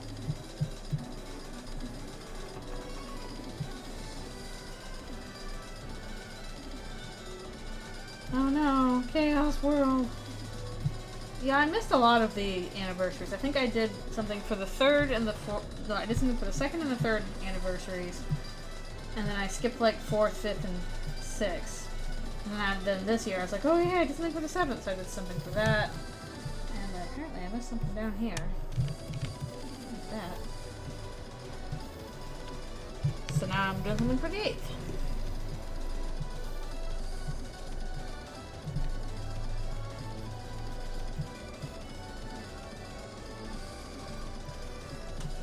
The eyes are are actually very large on this thing.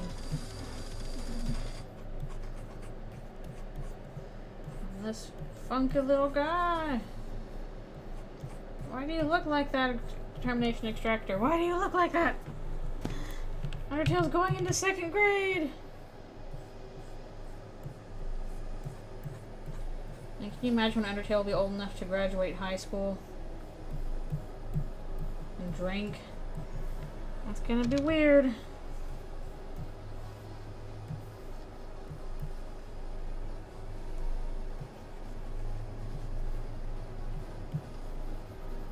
Oh, I like this version of Core a lot. Oh, nice. Yes. I used to do a lot more traditional art, but now I've gotten so used to doing stuff with my tablet that going back to traditional art is like, oh, it's a little scary. It's a little spoopy. I did some paintings for a friend, and it was both a lot of fun and also like, oh, this is not my strong suit anymore.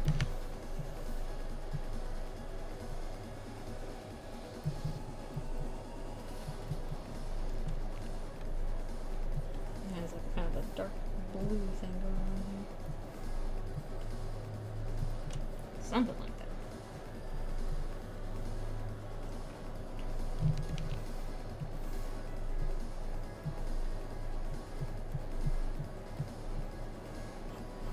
Do a little extra weird shading on the outside too.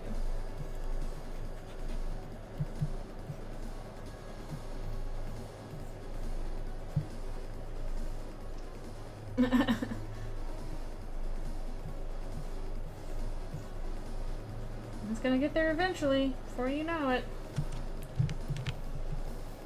Beware. The passage of time will get you too.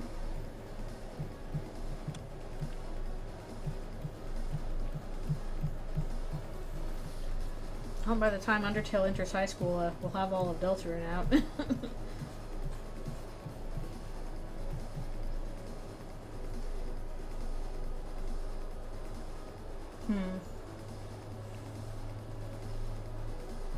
Yeah, digital art definitely has its advantages. I mean, there are definitely advantages to traditional art too that digital art can't quite replicate. Just, you know, again, painting, there's a certain feel to it that even though I'm very used to the feel of doing stuff with digital art, going back to traditional, I was like, oh, actually, like, this feels really nice in a way that digital can't replicate. But digital is very useful for a lot of things. Speed, being able to correct mistakes, and all kinds of other things. But yeah, pencil pressure you want to use for stuff like digital. And also, like, you don't want to press too hard when you're drawing digitally because that's going to mess up your tablet. You don't want to do that. There's that big thing. It's looking funky. Oh, it is my stretchy time already. I need to eat a muffin too. I'm getting hungry. But we're finally approaching the end of the backdrop stuff, I think.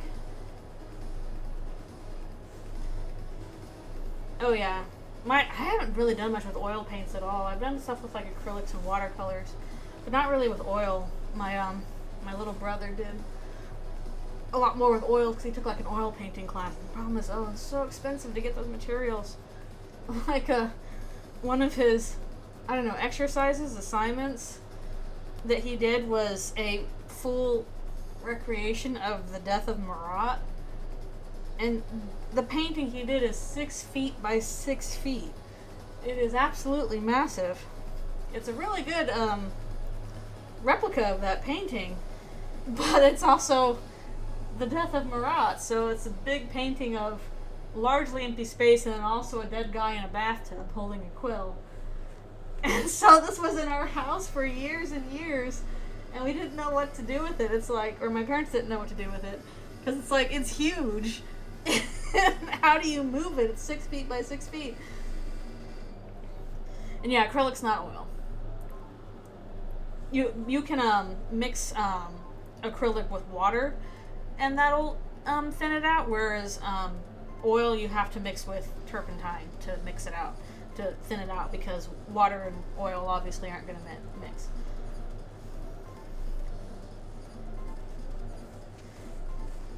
Oh, okay, yeah, you can pay me for a mini painting of Phoebus. But yeah, I think eventually my brother took the painting somewhere. But for a long time it was in my parents' house, and they had to like try and find a place to put it. Because it's like, I don't know, you don't usually hang up the death of Marat in your house. It's not a very kind of artwork you put in a cozy space.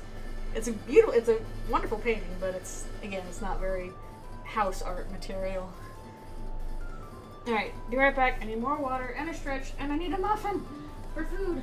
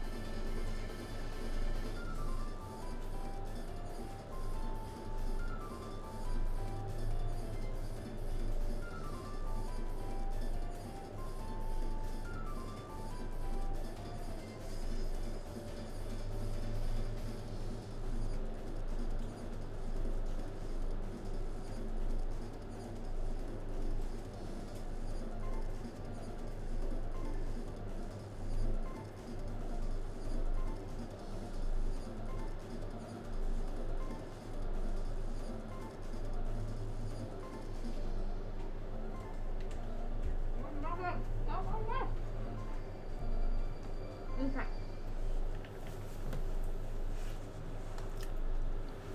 I am back.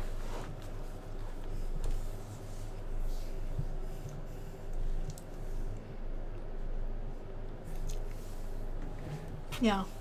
The cost of materials is definitely the hard part. Thinking back, I think that like my brother asked me to like when he was preparing for that class. He's like, I don't have time to do this. Can you go down to the art store and buy my oil paints for me? And I'll pay you back. I don't think he ever paid me back. That was like $300 worth of oil paints. I'm pretty sure I never got that back. So, oh well. Honestly, good policy is don't lend money you can't afford to lose. Like, especially if I'm like lending money to friends or something like that. It's like and they're like, oh, I'll pay you back. I'm like, okay, sure, but like don't expect it. It's gonna make you really unhappy if you lend out a bunch of money and like you really needed that and people don't pay you back for whatever reason because stuff happens. Oil paints are expensive. They are very expensive. That's probably the one-ish thing with like digital paint is like, okay, yeah, the tablet's very expensive, but that's a one-time purchase, and then there's programs you can get for free, and even though I'm being a dummy and paying for a lot of Photoshop because I've been using it for so long, I don't really want to stop, so I pay the subscription even though it sucks. That's still $25 a month as opposed to like hundreds of dollars of paints. I wish paints weren't so expensive. A Nintendo Switch worth of oil paint. Yeah, it was a lot of oil paint. It was very expensive. That's just how paints are. Especially because it was like for a class, you know, so it was supposed to like last for a semester or something like that. But, oh, that was rough. It was so much paint. And it was so expensive. Also, in terms of paints, like, acrylics are cheaper than oil paints. Oil paints are very expensive paints.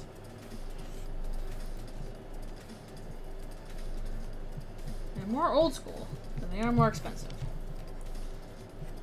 Yeah, hopefully they can help you out with some of that, because, this can be expensive. Hopefully you're not starting out with, like, oil painting classes, though. Like, you know, like, you get, like, a big sketchbook and some charcoal and stuff. It's not too bad.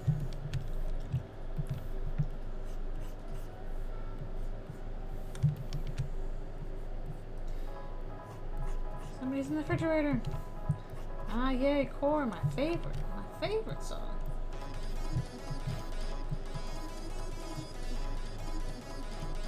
Like, the first time I heard Core, I thought it was a boss battle song. I'm like, this is so badass. Then it was just like the running around area. I'm like, oh, this is still so badass. I really like Core. Yeah, the one thing I don't like about charcoal is all the mess it makes. Same with chalk and oil pastels. A lot of mess.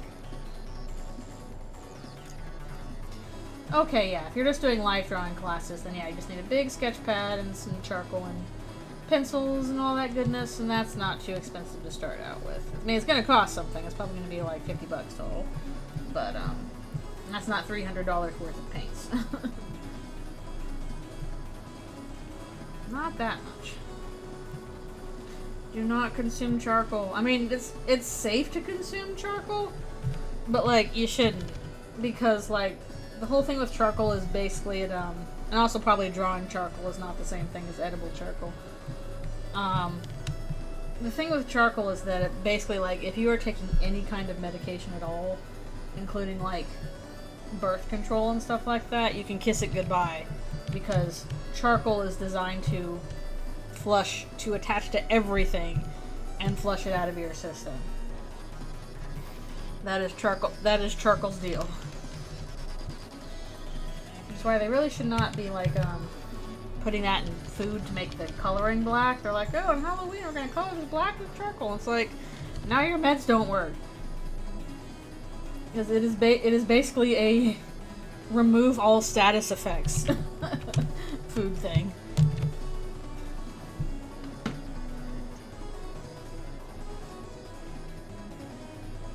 Just use regular black food coloring. Yeah, I don't know why it's normalized, like, oh, charcoal's fine. It's like, yeah, it's not gonna necessarily harm you, but again, you're not really supposed to eat it like coloring. I don't know. I knew I should have bought editing software.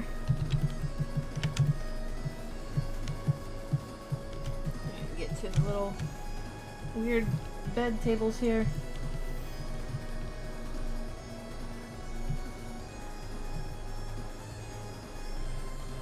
Yeah, I don't know why they normalized all that. I guess it's kind of one of those trend things, like for a while that they're like, here's all this gluten-free stuff, which I'm sure made people who have celiacs very happy because it made them easier to get gluten-free stuff. But the problem is, it's like, okay, unless you actually have celiacs, you don't need gluten-free things. It's not a fat, it's not a sugar, it's a protein. It is a problem for people that, you know, cannot digest gluten. If you can digest gluten, it's not making you fat. No, don't have a charcoal toothbrush. No. It's probably because they're like, oh, no fluoride. Yeah. It's like, fluoride's fine in toothpaste. It's fine, you guys. Don't worry. Like the same thing where they're like, oh, you can't put aluminum in whatchamacallit, deodorant, so here's some aluminum-free deodorant. I tried it. It did not work for me. I had to, like, immediately go back to regular deodorant because I'm like, I smell worse with this stuff. Ugh. Yeah, unless you actually can't, like, are like my aunt and cannot digest gluten, which, I don't know, maybe I'll get to that point someday, which that'll be a really sad day, then gluten is not a problem for you. But yeah, you don't need to go gluten-free unless gluten is a health issue for you, which for some people it is. So I'm sure it was, like, helpful to have, you know, gluten-free options. But again, unless you need that for your health, it's not actually a big deal. Don't eat the sugar-free gummy bears. Don't do it. Don't do it.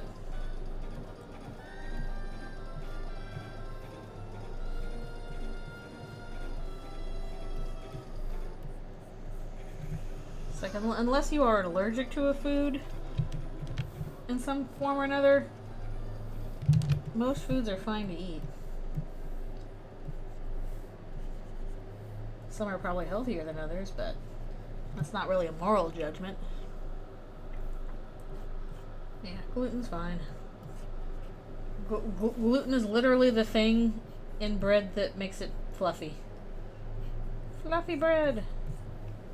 Which is why it always kind of bugged me when they're like, here's some gluten-free corn chips. And I'm like, well, I should hope not. Because you don't have gluten in corn things. Especially corn chips, which are not baked. Yeah, there's all these different agendas from different groups and all that stuff about, oh, what's a good sweetener and stuff. And, like, for the most part, like, sugars are fine. Just in, you know, in moderation. Gluten-free water, I know. It's like, if gluten's in the water in the first place, we have bigger problems here. Vegan hummus. It's like, no, if the hummus was not vegan, then what was happening? Like, hummus is just chickpeas. What are you talking about? Ah, yes, vegan tofu. Again. If it's not vegan, what was it before?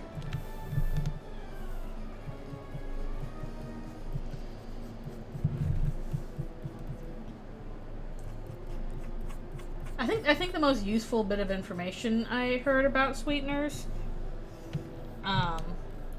was from that one lady on YouTube who debunks a lot of, like, you know, food hack stuff. Because she actually talked about, like, the chemistry of cooking and stuff like that. And she did a big primer on, like, different kinds of sugars.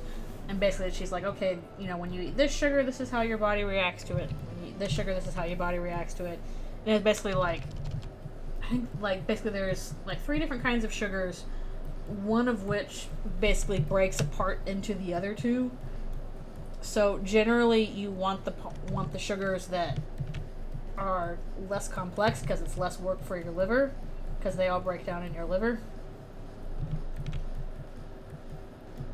But basically, so, like, no sugars are bad. Some sugars are a little bit better for you than others.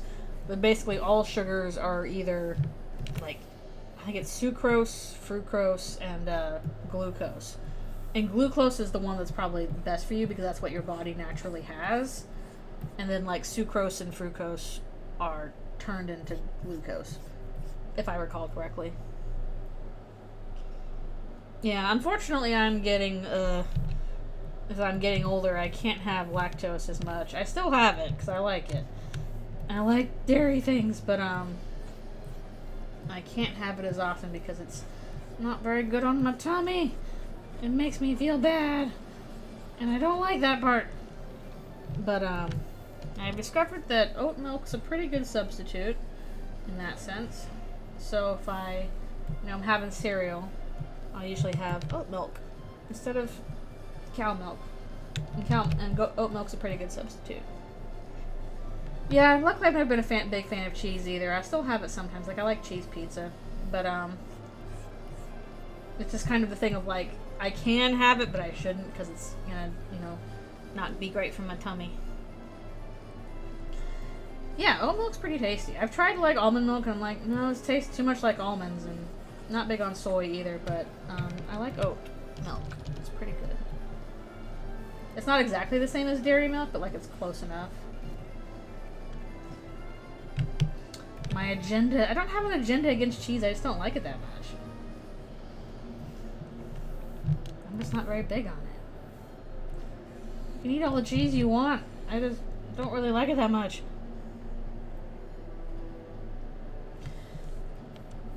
Yeah, I guess that's gonna be a little bit harder to do in tea.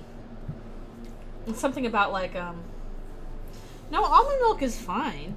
I just like oat milk better than almond milk. Let's do a little Kara smiley face here.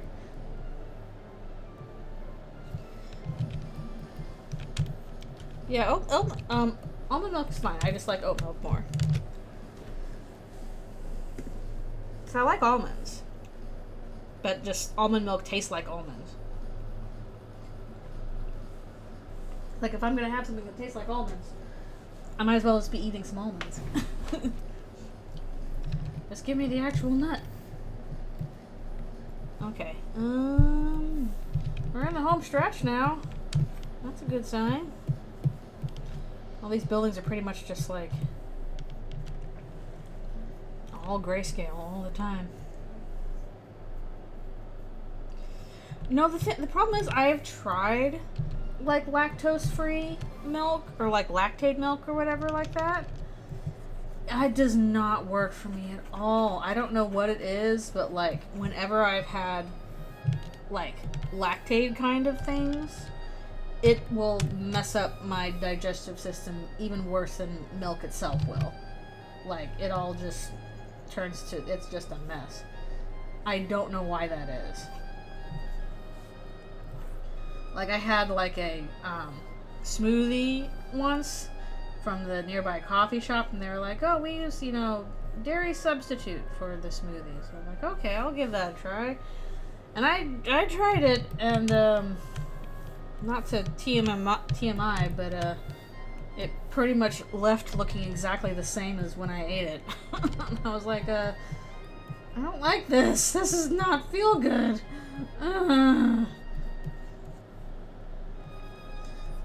Like gut bacteria pretty much looked at that and were like, we are not touching that at all. Goodbye.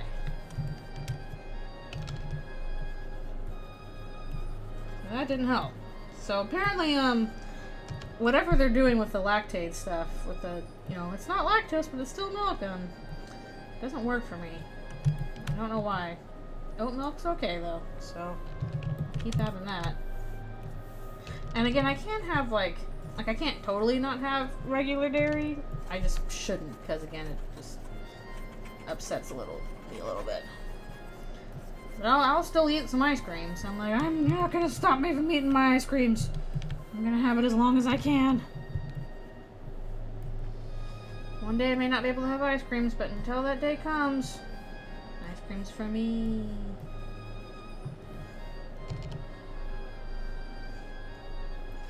I wouldn't be surprised about that. So much random stuff that's like, and this turned out to control your whole life in your childhood and you didn't know. And you're like, gosh darn it. I wouldn't be surprised. Like, I had a lot of cereal when I was a little kid. One, because I was picky. And two, like when I was growing up, our family was kind of poor. We could have probably qualified for food stamps. We didn't get them, but we could have qualified for them. So we did not have much in the way of fresh vegetables and fruits.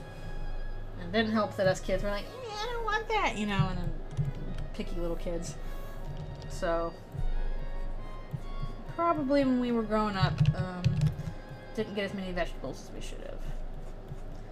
And now, I do try and eat, I'm not super big on vegetables, but I try and eat some every day. I try to always have some vegetables.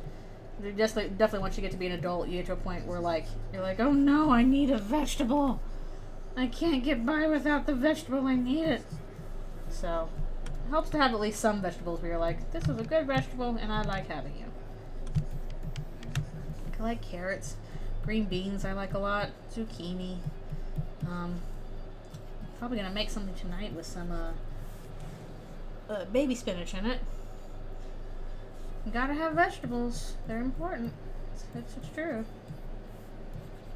Gotta at least find one or two that you like. I probably got like, I don't know, 4 or 5 vegetables I eat a lot. Probably should have more. Sometimes I'll dip into other things. Like I'll have some squashes sometime. Again, like some baby spinach. I like me a nice salad.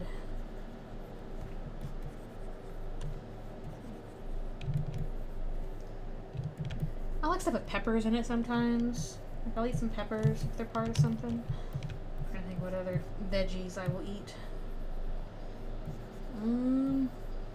Not big on broccoli. I've never liked broccoli. I've tried broccoli with like, you know, good tasting stuff, and just the texture. I cannot get into broccoli.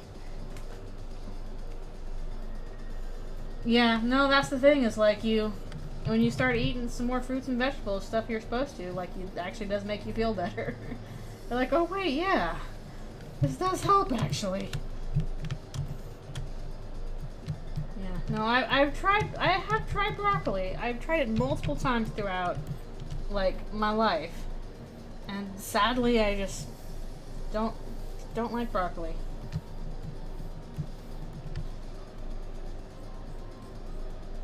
I'm gonna sneeze. Yeah. Really? Huh. Usually my go-to vegetable for a snack is baby carrots. I love me some baby carrots. I eat a lot of those. And yeah, I like zucchini.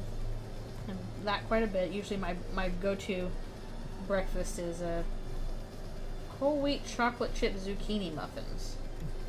So they got some sweet from the chocolate chip, and they got some good fiber from the whole wheat, and they got some vegetable from the zucchini.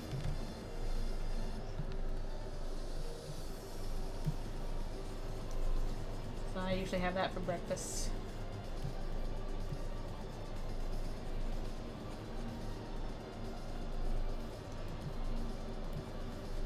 Also, I do like, sometimes there's some vegetable dishes I like to make. Yes, I eat orange baby carrots. Because they are tasty. I know baby carrots are basically just like regular carrots, but cut long or something like that. But whatever, I like them.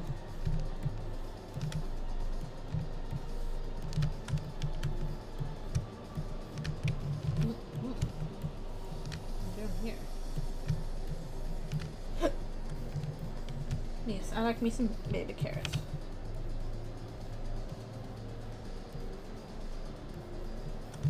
Celery sometimes, but I don't think celery is a very fun snack. I'll put it in salad sometimes. But some people like to put like peanut butter on celery and stuff, and I'm not really big on that. I'm like, no thank you.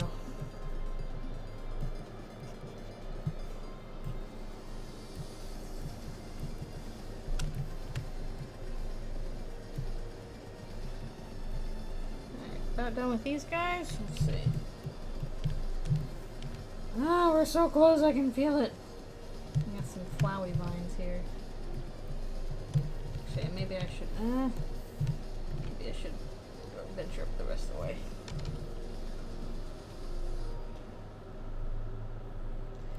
Yeah, maybe I should do like what I used to have when I was a kid. We would have, like, you know, get some carrot sticks and you put them in a cup of water so they stay nice and crisp. You just grab them out and crunch. Delicious crunch. I should also give more carrots to Alfie. She's able to have carrots. I have some blueberries to give her. You gotta give her them blueberries. She likes blueberries.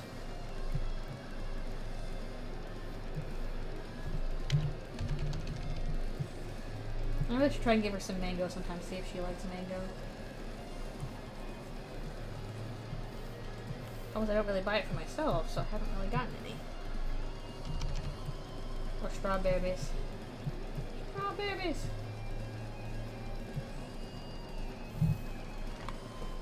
Gotta keep lizards healthy, yes. I wish she would eat her greens more often. She doesn't really like her greens. She's like, no, you can give me fruits and give me bugs, but not my green vegetables. I'm like, But you need your green vegetables. It's like the most important part of your diet. Little vines from Flowey around here. Okay, now we're at the Judgment Hall. Actually, we should probably do Asgore's area first, since shoot, there's no walls for that area. Hope we can make them up. They're like a big orange or something. So we'll do the Judgment Hall stuff that way. Yeah, Alfie's probably eats healthier than I do.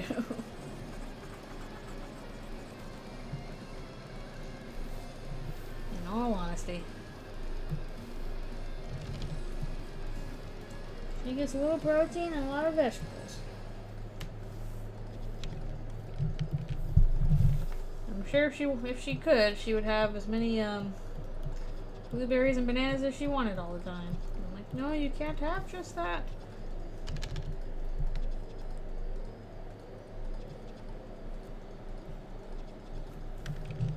I should have more blueberries and bananas.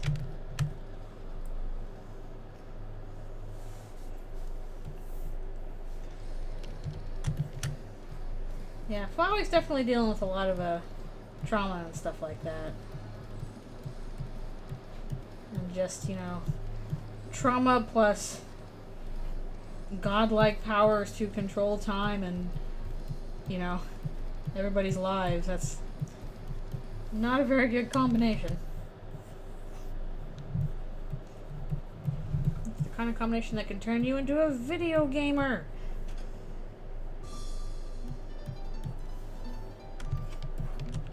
Dun dun dun.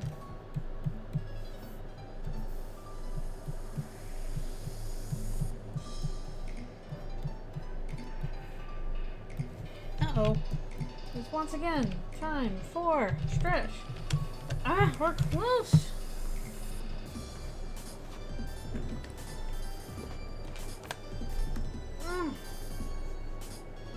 More water. I think I'm doing okay. I'm gonna have to throw some of this stuff under some big shading layers, but we'll probably do that after I do the characters. Thank you. Yeah, it's coming along, finally.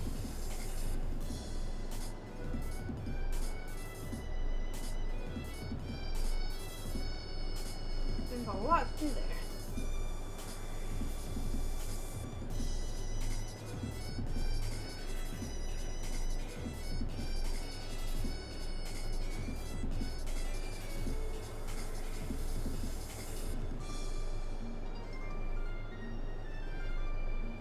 I'll probably do the characters the same way. I'm tackling these background elements. We'll just put down the usual flat colors for them and do a little bit of shading as we go later.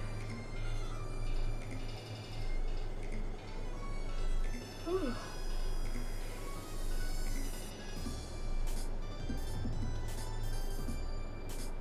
Yeah, it's fun to do like a little weird diorama style thing going on.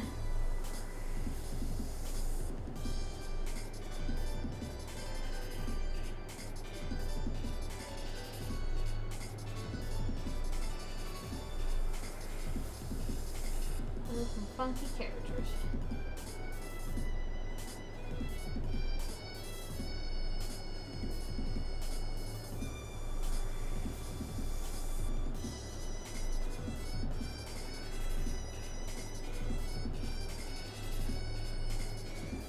Ooh, stretchy, stretchy. Okay. Alright, one more stretch, and I'll be right back.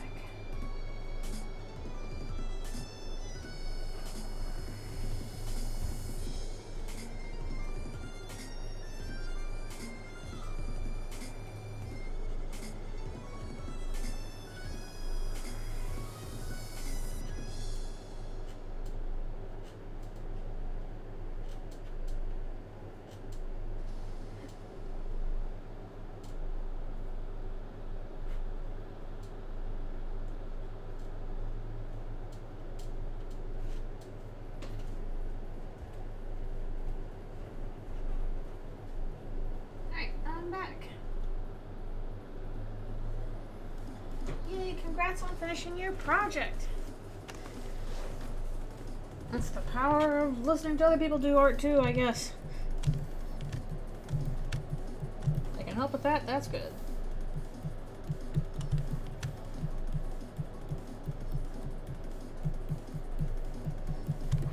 A little darker ones down here too.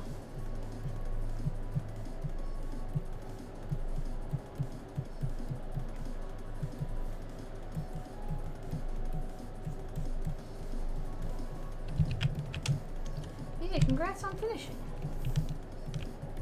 Always a good feeling.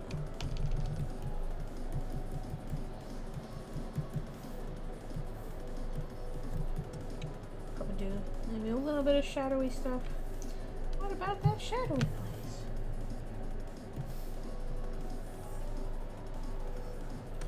Start on there.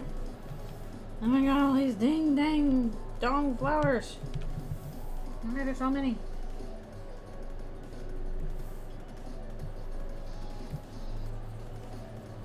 Yeah, we're going to throw down some shadows of some sort here. Well, that's a lot of hours for the art project. So congrats on finishing it.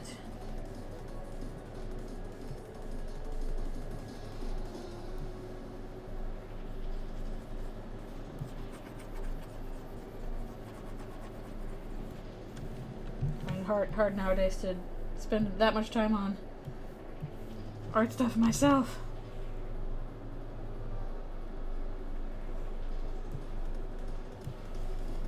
Yeah, I know. I kind of fudged it since I wanted some kind of backdrop there.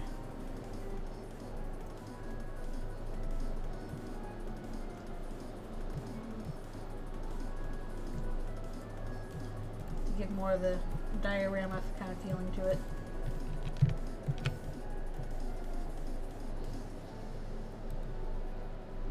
Flowers everywhere!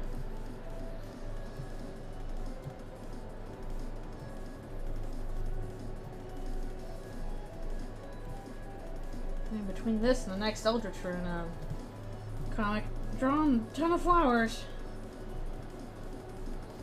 Need to study them more, honestly. Some people can do such really beautiful flower paintings. Very specific flowers. Yeah, it is sleepy time. Sleepy time! Gotta get rest. Gotta get rest. I'll probably go for another hour or so, I'd say. So I can stop around 5 and then I'll post the next Eldritch Rune comic once I'm done with this. Since that is ready to go.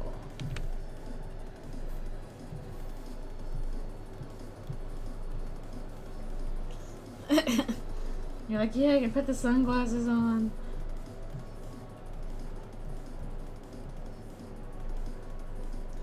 Yes, it'll be interesting. All I'm gonna say is poor Chris. It's gonna get worse. Hopefully it's not too busy. I realized when I finished, I'm like, oh, I have all this stuff going on in the comic. Holy cow.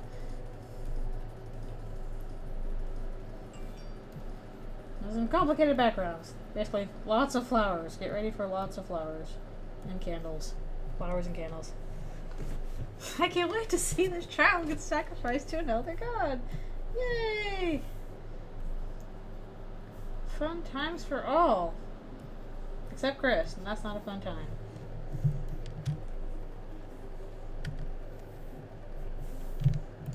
It is in fact the opposite of a fun time.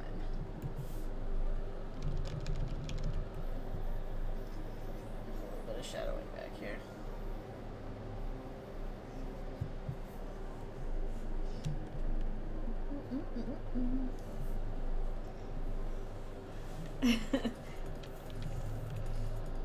Say it like I mean it. Oh shoot, just realized. Yeah, that's all in the same layer. Might need to separate that out a bit actually.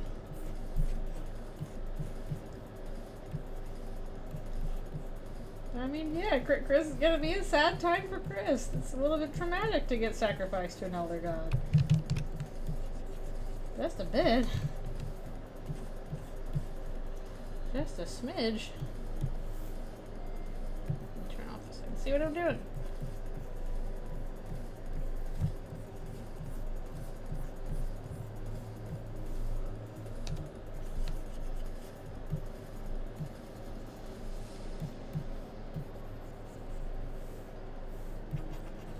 I don't know yet also if I want to do the scene where Chris and Ralsei first meet at that point. Can they live without eating humans? Yeah, they can. But, they would still prefer to eat some humans. Humans are basically like very rare, valuable resource for everyone down there. Whether you need them for a food thing or a soul thing, or both. But yeah, they don't have to have humans to live. It's just not very fun.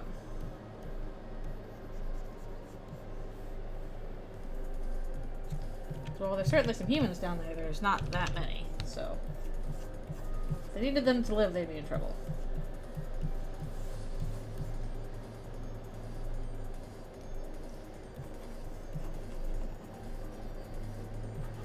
I wish a dark eldritch being would eat me.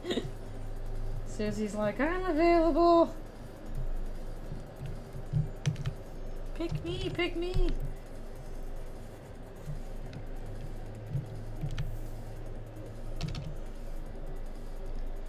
But yeah, I don't know that an eldritch pacifist thing is possible, but I also do not think Asgore and Toriel are going to die. I know that joke's gone around very much, but the way I have it now, they live. That might be worse though.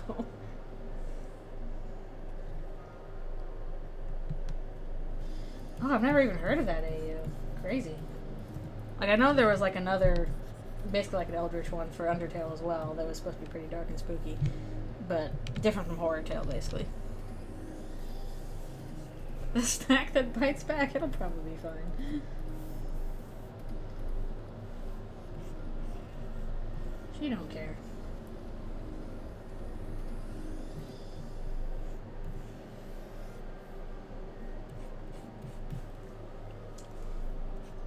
Yeah, the front doesn't have that much color stuff in it.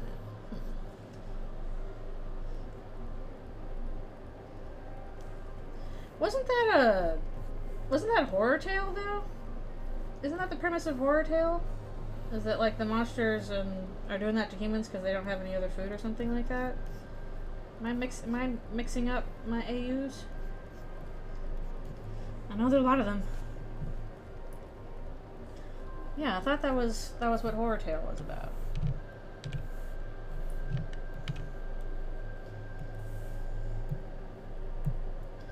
I don't know. Yeah, like a food shortage thing.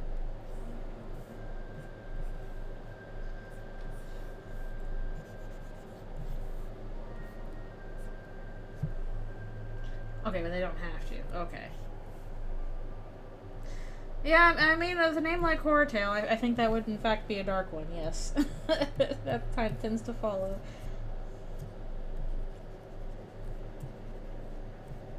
That tends to be the way it go.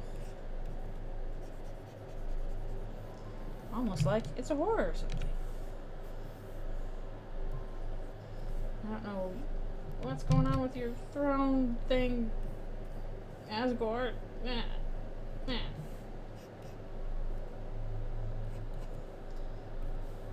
It's a throne, I guess.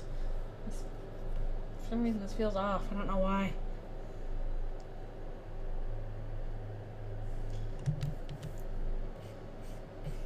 Huh. Okay, I thought it was just like...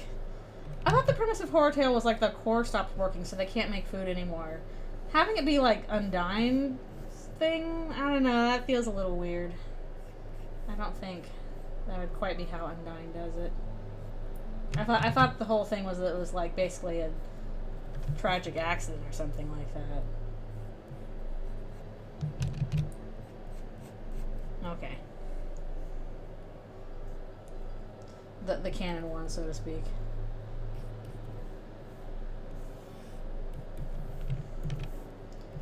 In as much as that matters. We have Deltarune everywhere in Undertale. Pom pom pom. Oh yeah, there's lots of different adaptations of it. Might a little bit of shady. The canon of the fanfic of a fanfic of a canon. Yes, exactly. It all makes sense now.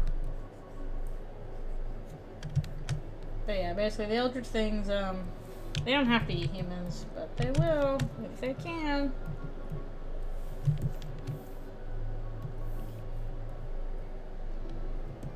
Because humans are nutritious if you're a giant Eldritch being.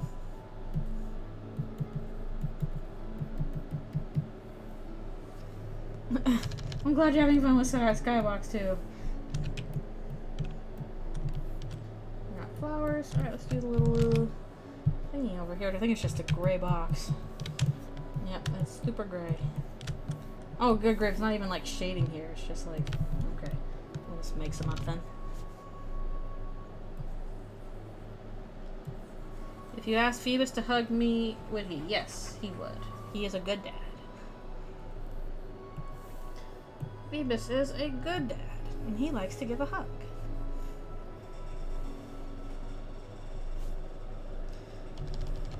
It is really fascinating, honestly, how like you get AUs of AUs and people's take on AUs.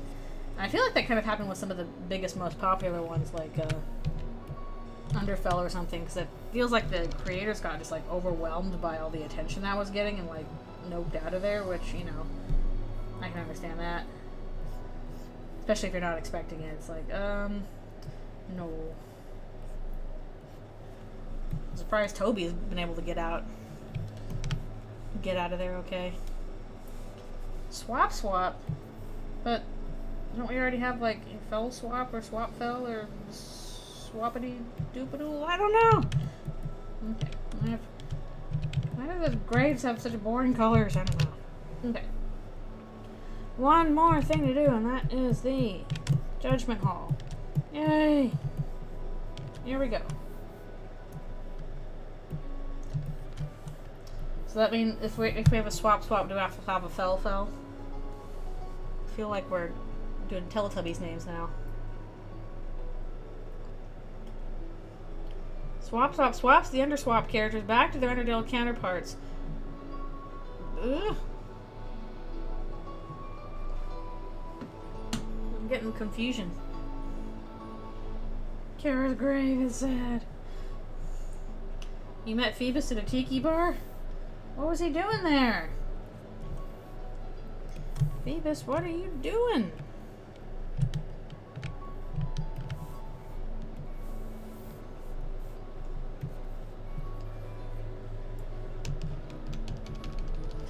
That is no, that's not the color I wanted at all. That definitely is something. That is for sure. I'm not sure exactly what that is, but it is something.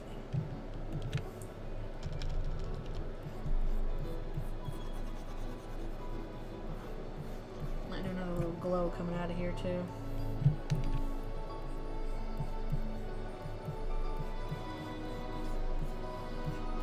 You know what I really want? I want somebody who is just super dedicated to like produce a 10-hour-long video essay talking about all the various Undertale AUs and how they all relate to each other. Just like this super stupid niche topic that everybody's going to be totally baffled by.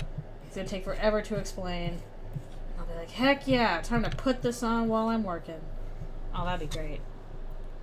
I mean, I can't do it, but somebody else could. Oh, I like pina coladas too, so that all works out. At least you get good taste. Yeah, exactly. Give me like the Quentin Reviews version of like, you know, this kind of video essay topic. I would be so down for that. Nobody's gonna do it because that feels like that would be just exhausting. You'd have to be really dedicated. But I wish it existed so that I could figure out what all these various AUs are without having to read all of them. Just explain them all to me while I work. Please. I would enjoy that. Basically. Do a rough one here and probably some outlines.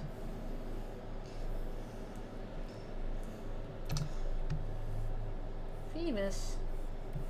Well, he didn't leave his wife and kid at home while they went to the bar, the tiki bar. That's true, that's true. Good grief, what an editing nightmare that kind of thing would be.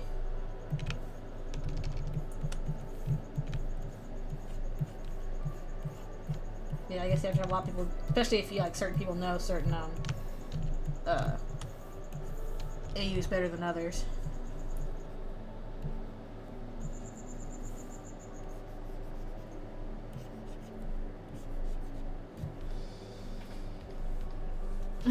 Move editing. It's just a nightmare. That's fair. That's fair. Who will be the one to take up this glorious cause? Again, not me.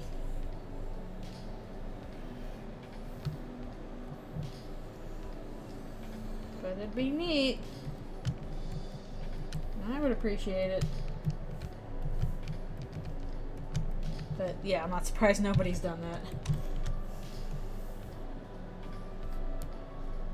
I suppose it is, but it's not. Reading the wiki is just not the same as like having somebody talk to you about it. You know what I mean? Especially since again, I usually listen to video essays like while I'm working, because you know they're nice and long, and I can put them on depending on the kind of art I'm doing. But usually, like if I'm doing cleans, video essays are really good for that. I can't listen to video essays while I'm doing them. Rough, sadly. And apparently this is a thing with, like, all the animation, like, industry. Like, talk to a bunch of video essays, and it's like, yeah, probably half the Canadian animation industry has listened to your essay while working on cartoons, just so you know.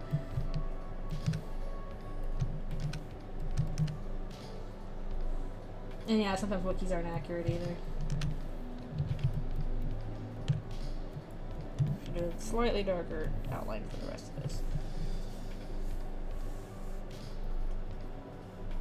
Yeah.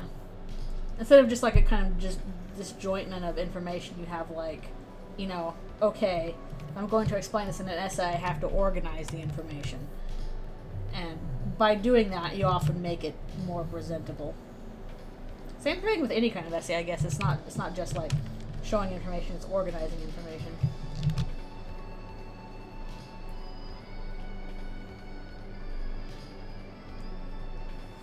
Huh, I have not heard of that person. Maybe I'll check them out. It is true. The animation industry is single-handedly supported by YouTube video essayists. I know because I'm one of them. the animators, that is, not the video essayists. It's like, oh yay, my favorite essayist updated. 2 hours? Awesome. That'll be an afternoon of work. Here I go. That's very funny. I don't know what it is, but just like that kind of content is very good for working too. Like podcasts also kind of scratch that itch, but I kind of prefer there's some podcasts I listen to while I'm working, but I just prefer me a good video essay while I'm working. I know, me too. I'm really considering signing up for Nebula. Like, I keep seeing that around. I'm like, should I spend the money on that? Maybe I should. So I know she posts some stuff on Nebula, like, because I'm still on her Patreon, and she like posted a Jurassic Park essay there recently that was pretty good. So she's still making some stuff occasionally. I think she's very busy with the fact that like she's writing books and has a baby and all this other stuff. But occasionally she still puts out stuff. But yeah, like recently she put out a Jurassic Park essay and that was good. Yeah, she got absolutely piled on Twitter over, honestly, really stupid reasons. It was kind of a mess. And it was kind of a straw that broke the camel's back thing, I think. Yeah, she's not on YouTube. Like, her YouTube channel is still up. Like, I still watch some of her old video essays. but it's all kind of archived now. She doesn't post new ones. She posts new ones to Nebula, but they're just kind of an occasional thing. Like she did an ET one. I think there was one about Guy Fieri. It's a little sad because like I like adding video essays to my giant video essay playlist that I listen to sometimes when I'm doing chores. But I can't add the Nebula ones because they're not on YouTube.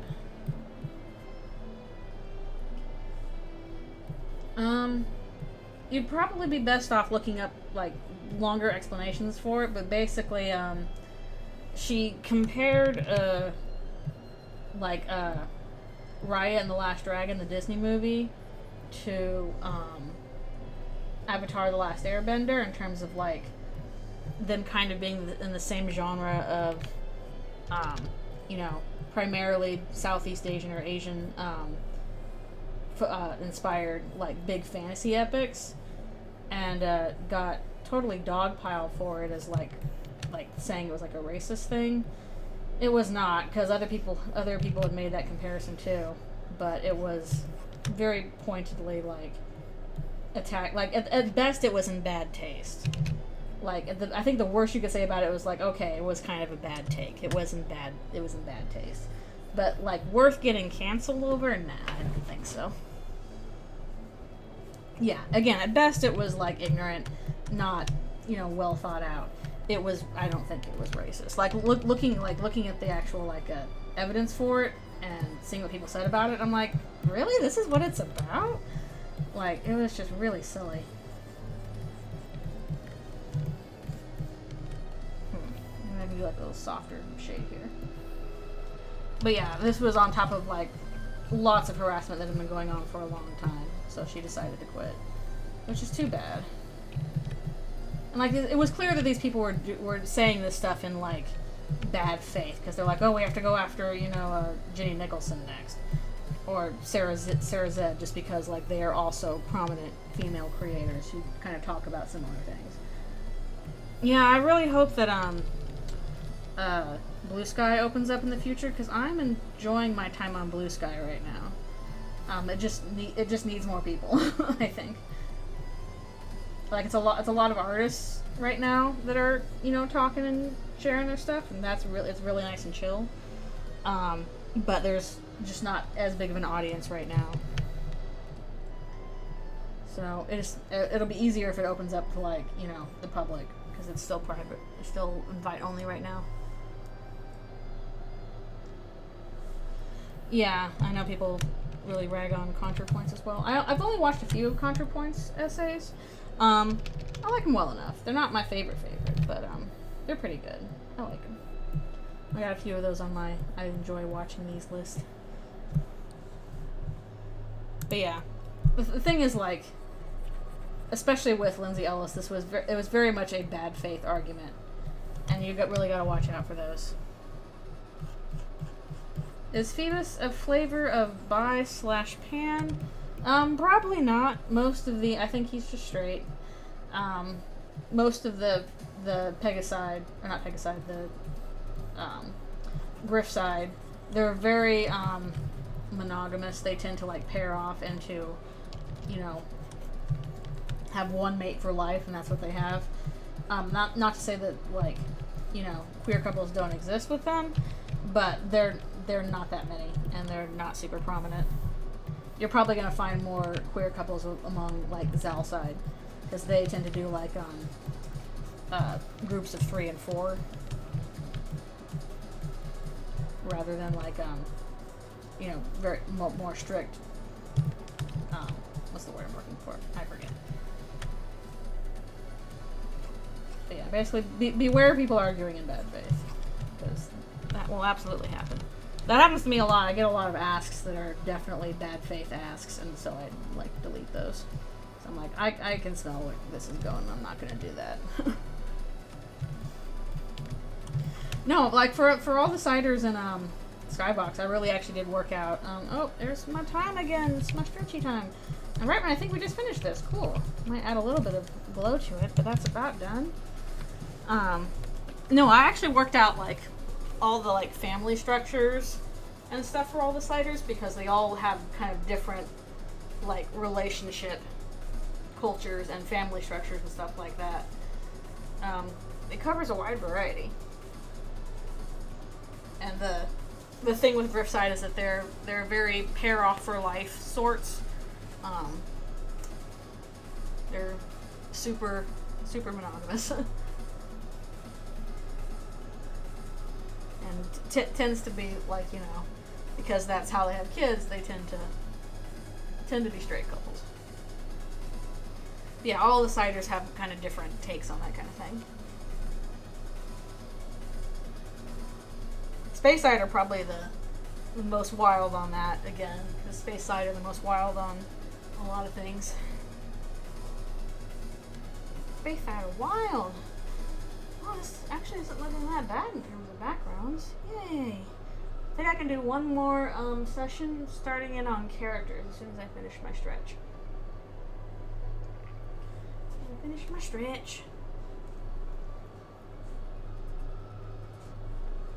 Like, I know back when I was on my Patreon posting Skybox stuff, one of the tiers had little trading card things where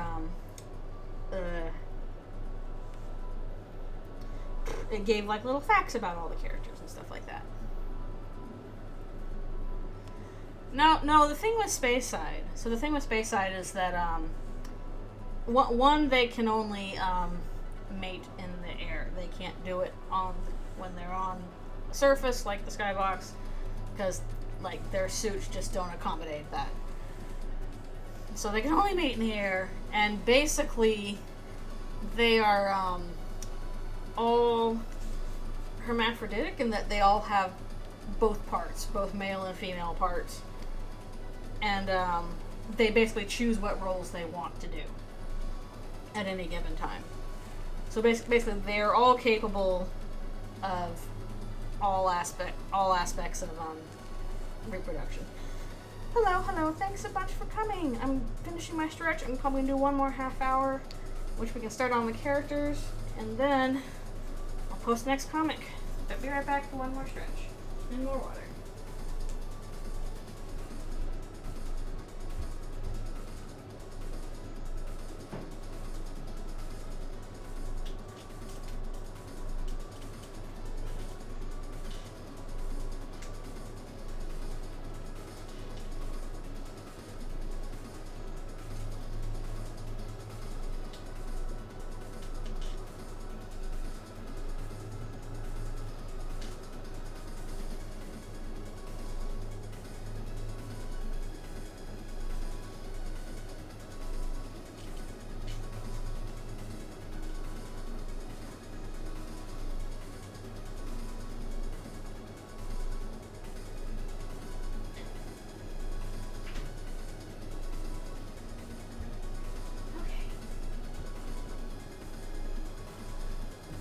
One more half hour here. Here for Space Side reproduction conversations. And that's why all the followers left. Ooh, okay, cool. We got the backdrops done. Alright, thanks a bunch for coming to the stream. I'm gonna start it on the characters. Thank you. Yes, hopefully they'll be all done in time for Friday. For the Nyx side, yeah, they don't really they're loners. They don't really pair off. They will get together long enough to, you know, have a kid, and then usually one of the parents will just raise the kid by themselves.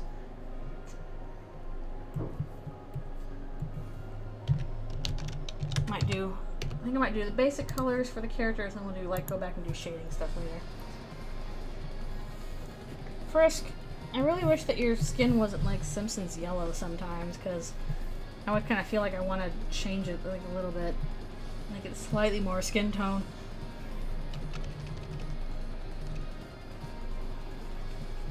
But I guess in this case, it does stick out better against the purple when it's yellow, so.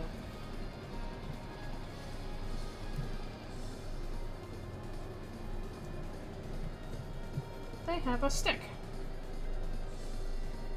Oh, yeah, Phoenix. That's where the Nyx part comes from, Nyx side. Oh, thank you.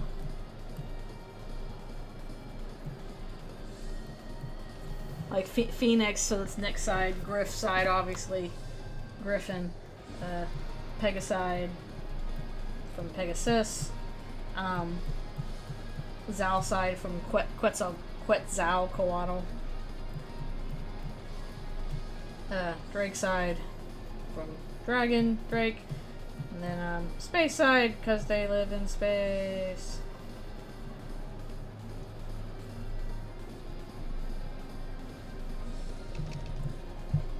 Because they live in space.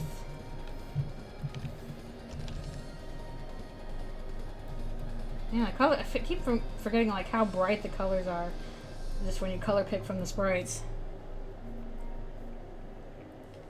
Quetzalcoatl, yeah. If you got two ciders and put them together, yes, they could, you know, pair off and be a couple. Couldn't have kids.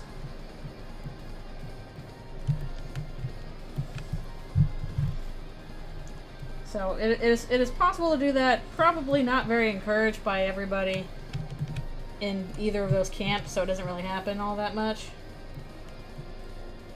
Possible, but not encouraged by anyone there. And yeah, they can't have kids. But it is possible, at least. Actually, I think I'm gonna hide some of Chris Frisk, whoever the heck I'm drawing here. I don't know. Ah, thank you for checking the video too. What? Twitch.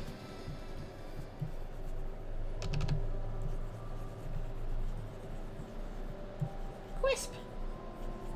I do like how Timmy calls Chris Quisp. Here's a stick.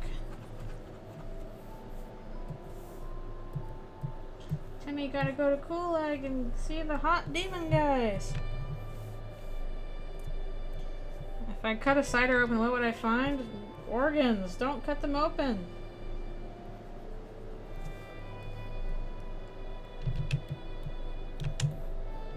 Let's see. Yeah, okay, we'll just put down base colors for now, and then we'll put on some other ones. Everlasting guilt. Exactly. Don't do it.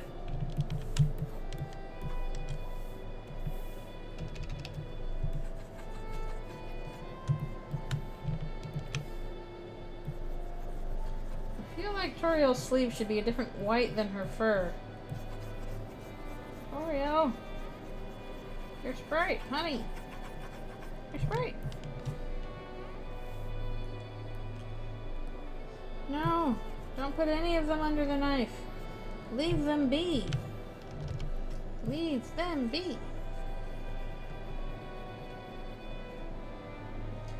I can do like a slightly different purpley white here. I don't know, I feel better about that if I do that.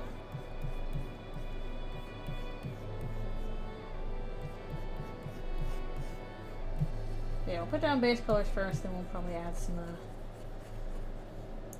some details and shading and all that.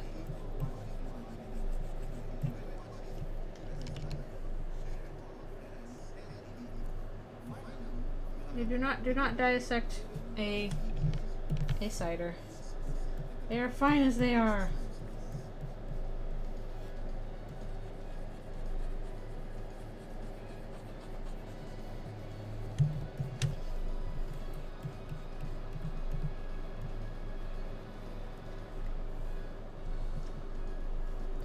Yeah.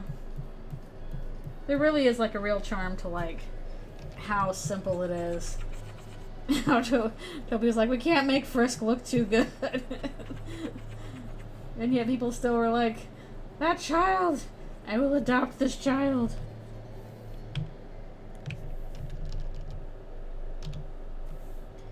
Which I think her eyes are a little bit brownish, so. Like that.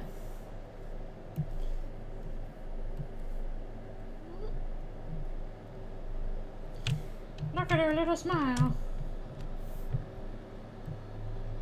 Alright, yeah, we'll go back in and fill in those details later. Yeah, I still love it. This bed folds into an easy-to-draw box. It's so convenient. Also, I know he doesn't have pink slippers in his Sprite, but I feel like he should have them anyway. He just feels right to have him give him the pink slippers. Feels correct.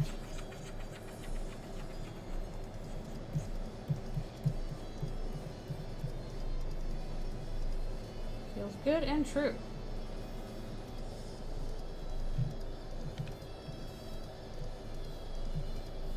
A little thing going on. Yeah, I love little jokes like that. So many good jokes.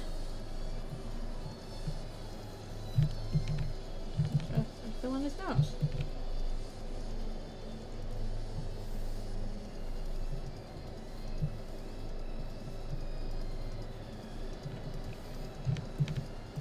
There's definitely some place where I'm going to alter the colors a little bit so they're not quite so much.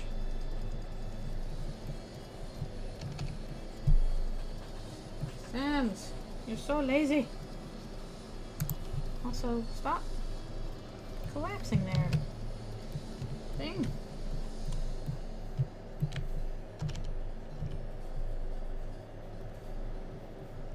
Alright, we're gonna give him some pink slippers. Sneepies.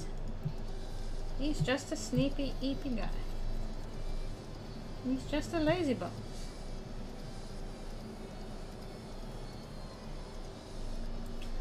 Surprise, but still cool. Someday I'll be able to add more. Oh, he's kind of bumping up against the thing here. Someday I'll be able to add more emotes, but I can't yet. Someday.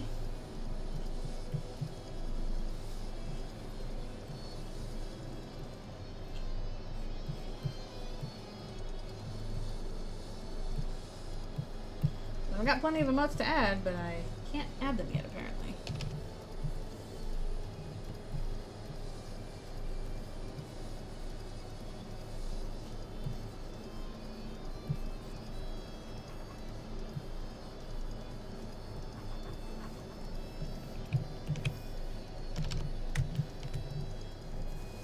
Twitch is denying us the funny pictures. It is. I'm sorry. Might do is smile in a different color. Kind of.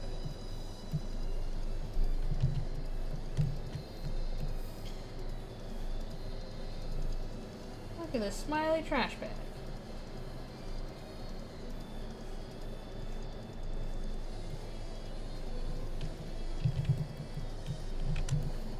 Okay, how's that looking? Yeah, we'll go back and add the other stuff in a bit. Now, we must do the Great Papyrus. He's the greatest papyrus.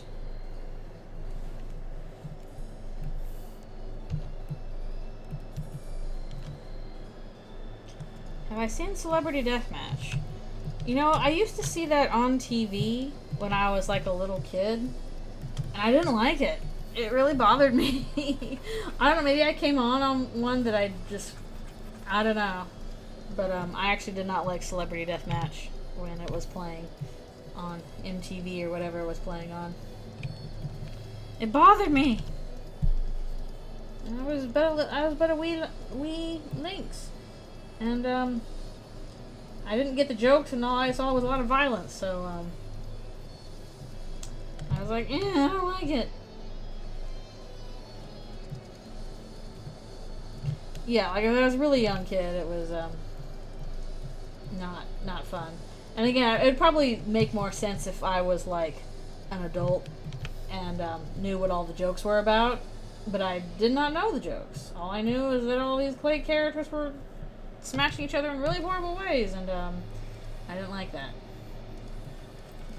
So that kind of soured me on Celebrity Deathmatch. It's not a thing for kids.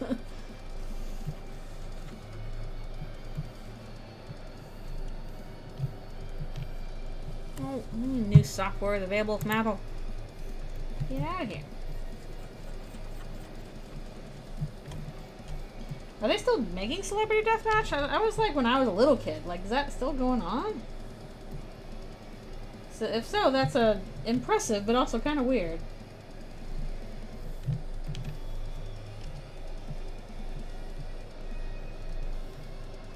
Alright, he's got all this gold trim on this stuff. Oh, it's gold trim.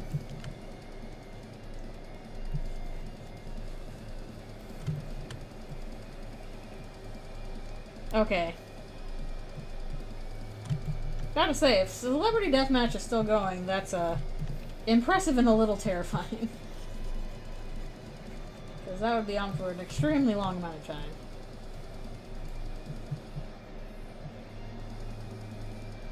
I mean, I guess it's always neat to see stuff with claymation, but, again. Yeah, stop that. I just did not like it when I was a little kid.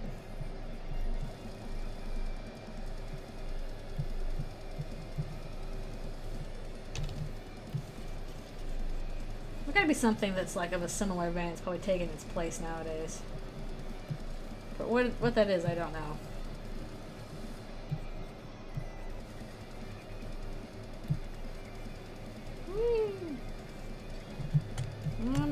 Red papyrus. I do like claymation. Claymation is great. It's such a unique feel to it.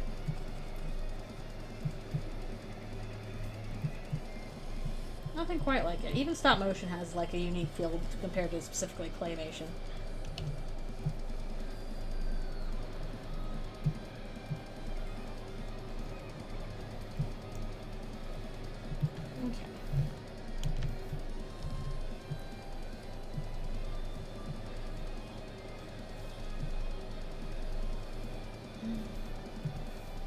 So great and powerful.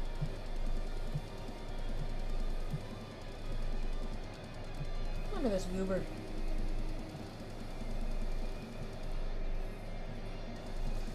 Again, we'll go back and do shading and details on them later, just when I get down the base colors. Here's the boy. And here's the kid. I'm getting through this a lot faster. Characters are going a lot faster than the background is, anyway. But I do gotta do, like, shading on them. Oh, thank you. I feel like when I was first starting out, I really did not know how to draw Papyrus. But, slowly getting the hang of him. I admire people who can do, like, a really good Papyrus. And just totally get his character and everything down. It's not easy. It is shockingly difficult. Monster Kid, is your shirt the same color as your body? It shouldn't be. I think it is. I think I might make his shirt a little more yellow. Just to differentiate it. For their shirt. Monster Kid is they. They're just a Toys R Us kit. I think they're supposed to be wearing a shirt. Like, I always interpreted it as a shirt. I mean, maybe they're naked, but I always thought that was a shirt. They look like the Honey Nut Cheerios honeybee.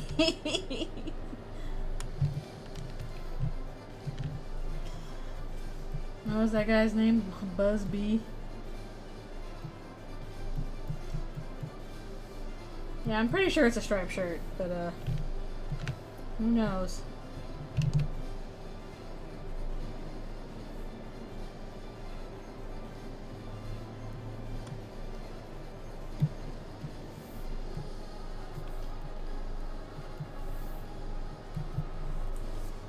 Yeah, I think that's a striped shirt. Because he also, or I keep saying he, they also say to Frisk, oh, you're a kid because you're wearing a striped shirt too, which would indicate that Monster Kid is wearing a striped shirt. Because kids wear striped shirts. That's what Earthbound taught us.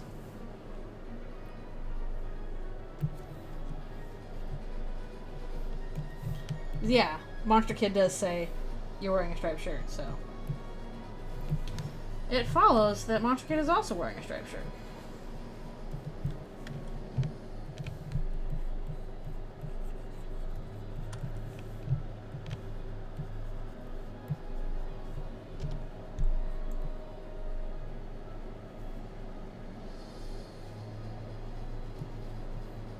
Yeah, and such a goober.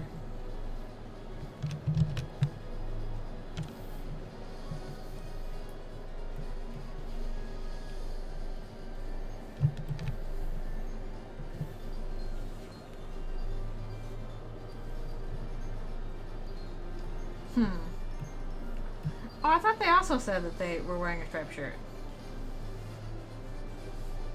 Why would you want to piss off Phoebus? Don't do it. Alright, again, we'll do shading on that in a little bit. Let's move on to Undyne. Actually, do we have... okay, yeah, here's Undyne in her armor, which is a bit more relevant to what we're doing.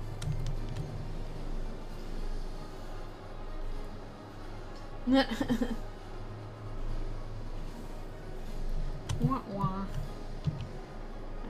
We only got about 15 minutes left, so we'll see how far we can get.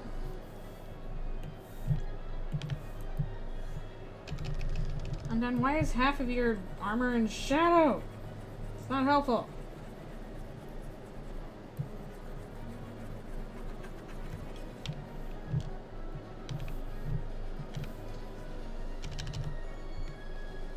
Yeah, honestly, that sprite on the armor does look kind of silly. Like, you can clearly see that, like, Undyne was designed for her own regular sprite, and then the armor was designed with the scary helmet on, and then just kind of plopped her head on the armor, and it looks a little funky when you're just looking at it.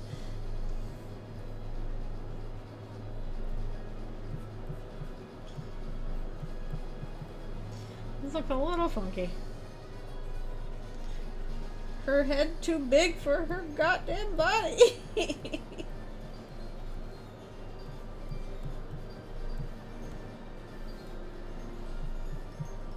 appropriate music. Let's do a little light shading here, probably do a bit more detailed later.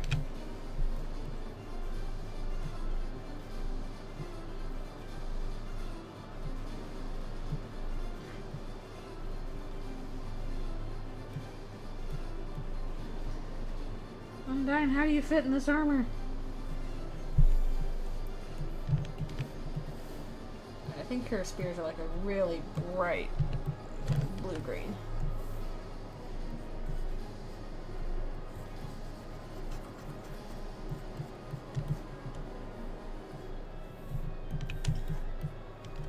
Oh, thank you.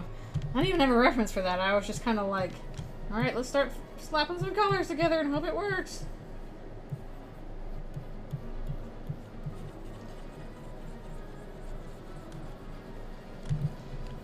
Hair. Well, I gotta do something about that hair kind of blending in with the background there. We'll do something about that eventually.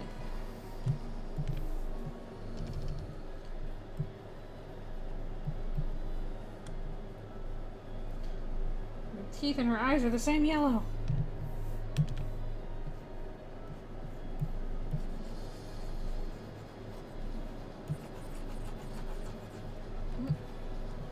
No, let's get into that.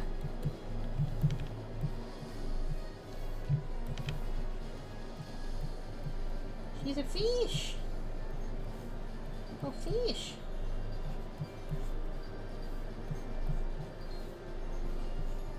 Undyne is a great character.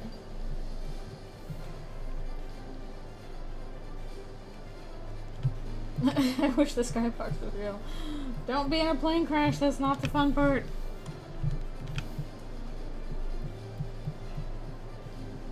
Especially a big mid-air one like the center ended up doing.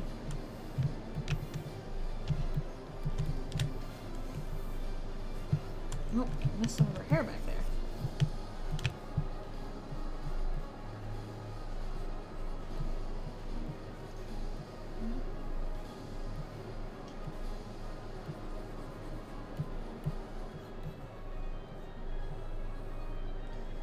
wonder what decision Toby had to give Undyne an eye patch in Undertale if her original Deltarune self was just a policewoman.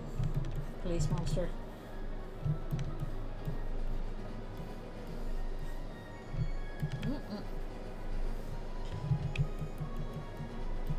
Yeah, we have to go back in and do the stuff later. Right now the characters are kind of blending in. We gotta make sure they pop out.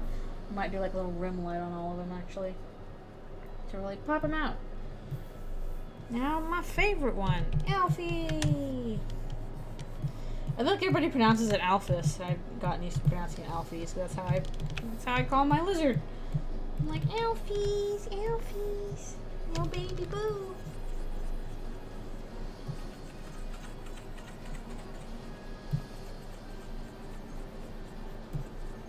But Alphys is probably the correct pronunciation. So what do I know? Not much.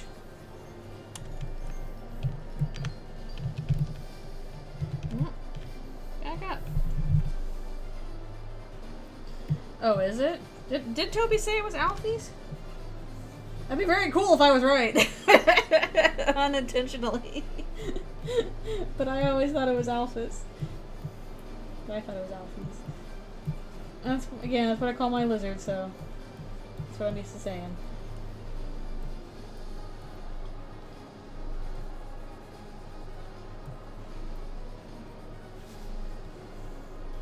So I think I'd have to go back and find like Toby saying her name at some point, which I'm not sure when that would have been, but probably at some point.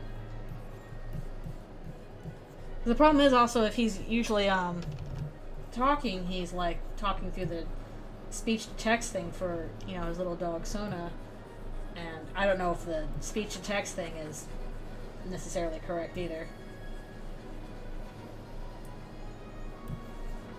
So it depends on if he called her Alphys or Alfies outside of the speech to text thing. I might need to do something about those things.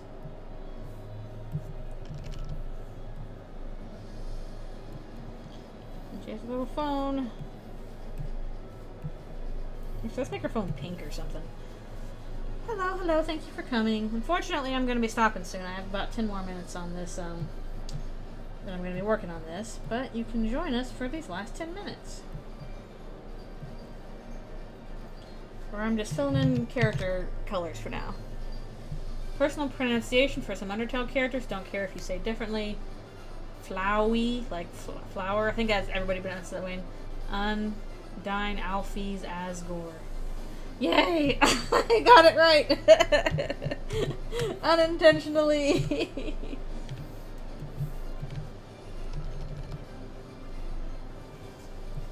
Yeah, I think most people say like Undyne and Asgore that way, but I think most people say Alfies is Alphys. So, huzzah!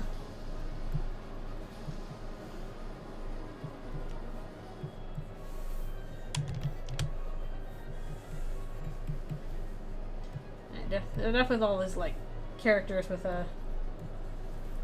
like barely any color changes here. I definitely have to go back and add some shading. Let's see if we can squeeze in Metatron here at least before we move on.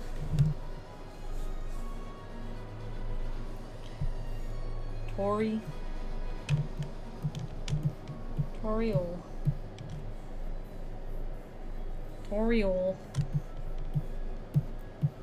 Tutorial. Metatron, where'd you go?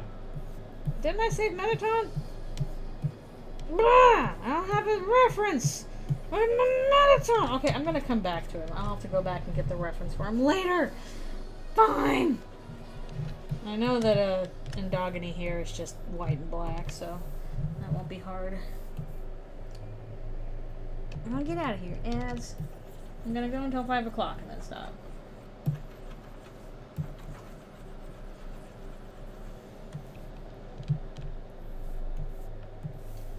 But yeah, apparently I have to go back and find another reference. That's okay. I'll find one later.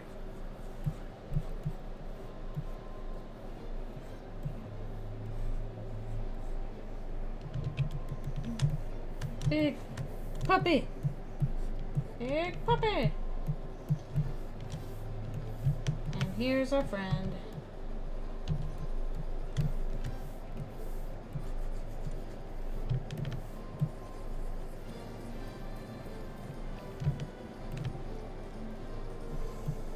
And I imagine, okay, what I'm curious is, what is Toby's pronunciation for Kara? If he even has one. Because at first I was like Chara. And then I was like, no, it's like Kara, like character. And that's what I usually use now as Kara. So I'm curious what Toby's pronunciation is for Kara.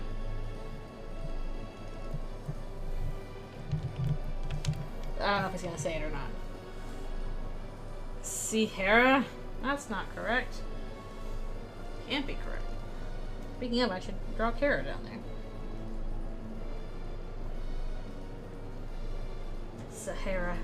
Sahara Desert.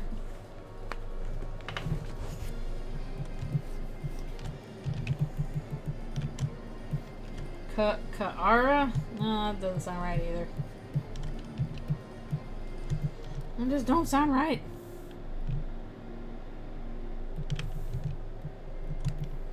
Shay Ray. Apparently there's a lot of things you can do with a C and an A.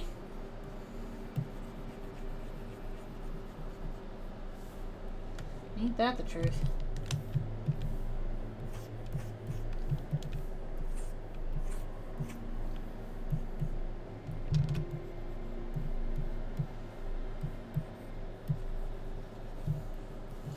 ICUP. That's not how you pronounce it. That's incorrect. That is wrong.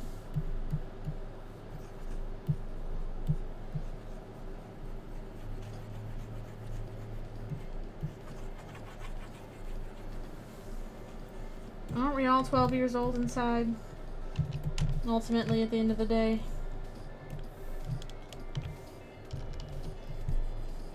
We're all just 12-year-olds and we want some Dunkaroos. I want some Dunkaroos.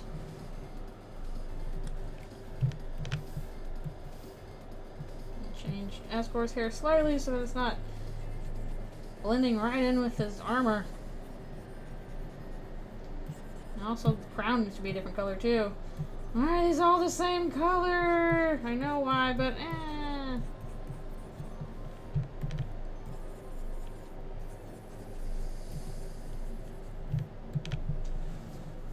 It's all a Dunkaroos. No!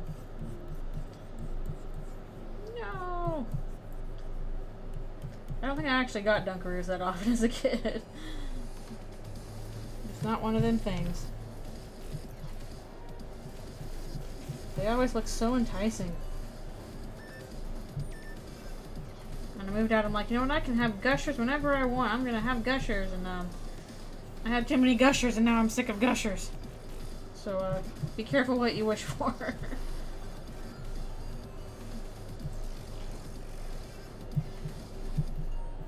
You just might get too much of it.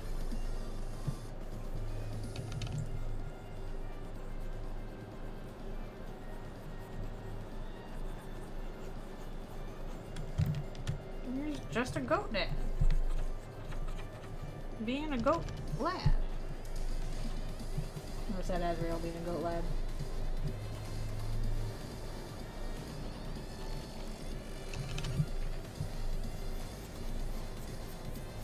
I'm gonna figure out after this Eldritch Room comic which one I want to do next. I might do one with Azrael next. But there's some other possibilities too. And technically he has dark eyebrows, but he feels like he should have blonde eyebrows. That's what I'm giving him.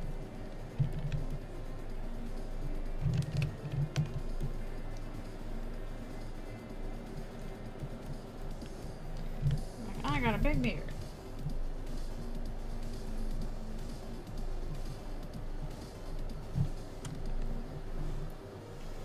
Poor Asgore. Life's hard. When you're king of the monsters and everybody expects you to kill all humans and you don't even want to do that.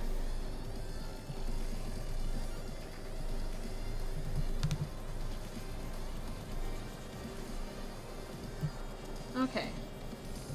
That's the basic colors down. We're gonna do this for Kara as well, and then we'll call it a day. Kara's like, I'm hiding out down here. Hello.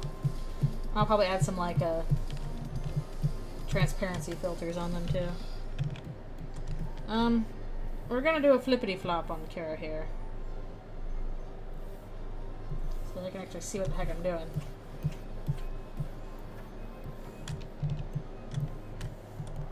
I'm gonna do a flippity floop.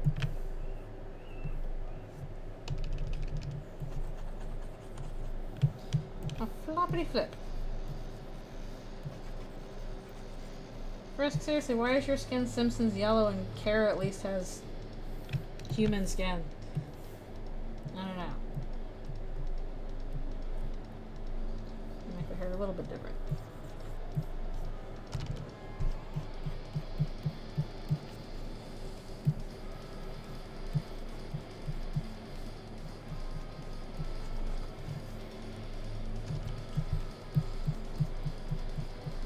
And don't forget about me!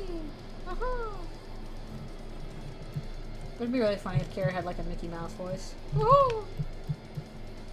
I'm gonna kill you all! Yeah, I think there was something. He said something about that, which is very funny. But I can see that.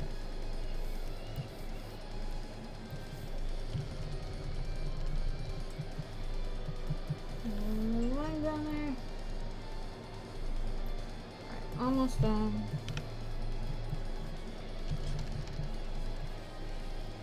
Their bright green shirt. Look at this bright green. Yeah.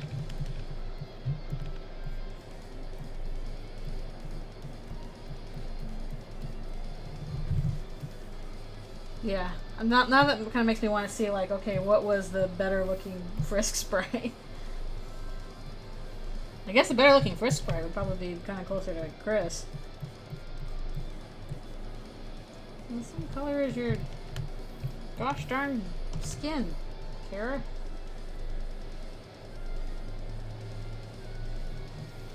Okay. And we'll flip that back around. You're the correct way up. Okay. Yay! Now we are going to go back in and add a lot more details and shading on the characters. We just kind of threw down the basic colors for them. And I still need to do Metaton because I forgot to get a reference for him because I'm a dummy. But yeah, I actually got a lot further on this than I thought we would. I thought we would only get through the backgrounds today. But we actually got the characters! If I was Harry Osborn, I'd fund a Skybox animated series. That'd be pretty cool. Yeah, Chris does have the goofy wider leg. One leg just bigger than the other. That's how humans work, right? Well, it kind of is. But yeah, we've made much progress on this. Huzzah! So I'm probably not going to do another art stream before this is done. I should hopefully get this up for the anniversary. I got to do a few more things to it. Namely the characters and a bit more shading and stuff like that. But we got through the bulk of stuff, so that's really good. And yeah, I'm going to finish up the stream here. And I will post that next comic in just a little bit, so look out for that on Tumblr and Twitter and all those places. And hopefully by the time this is all done, it'll look pretty good. It's nice doing paintings and stuff like that. But yeah, thank you guys so much for coming to the stream. I super appreciate y'all being here. And I hope you all have a really good week. And a really good rest of the weekend. And all that stuff. So yeah, thank you guys. Sorry, I'm stretching in the middle of all this. So thank you guys a ton. And I'll talk to you all later. Alright, bye-bye.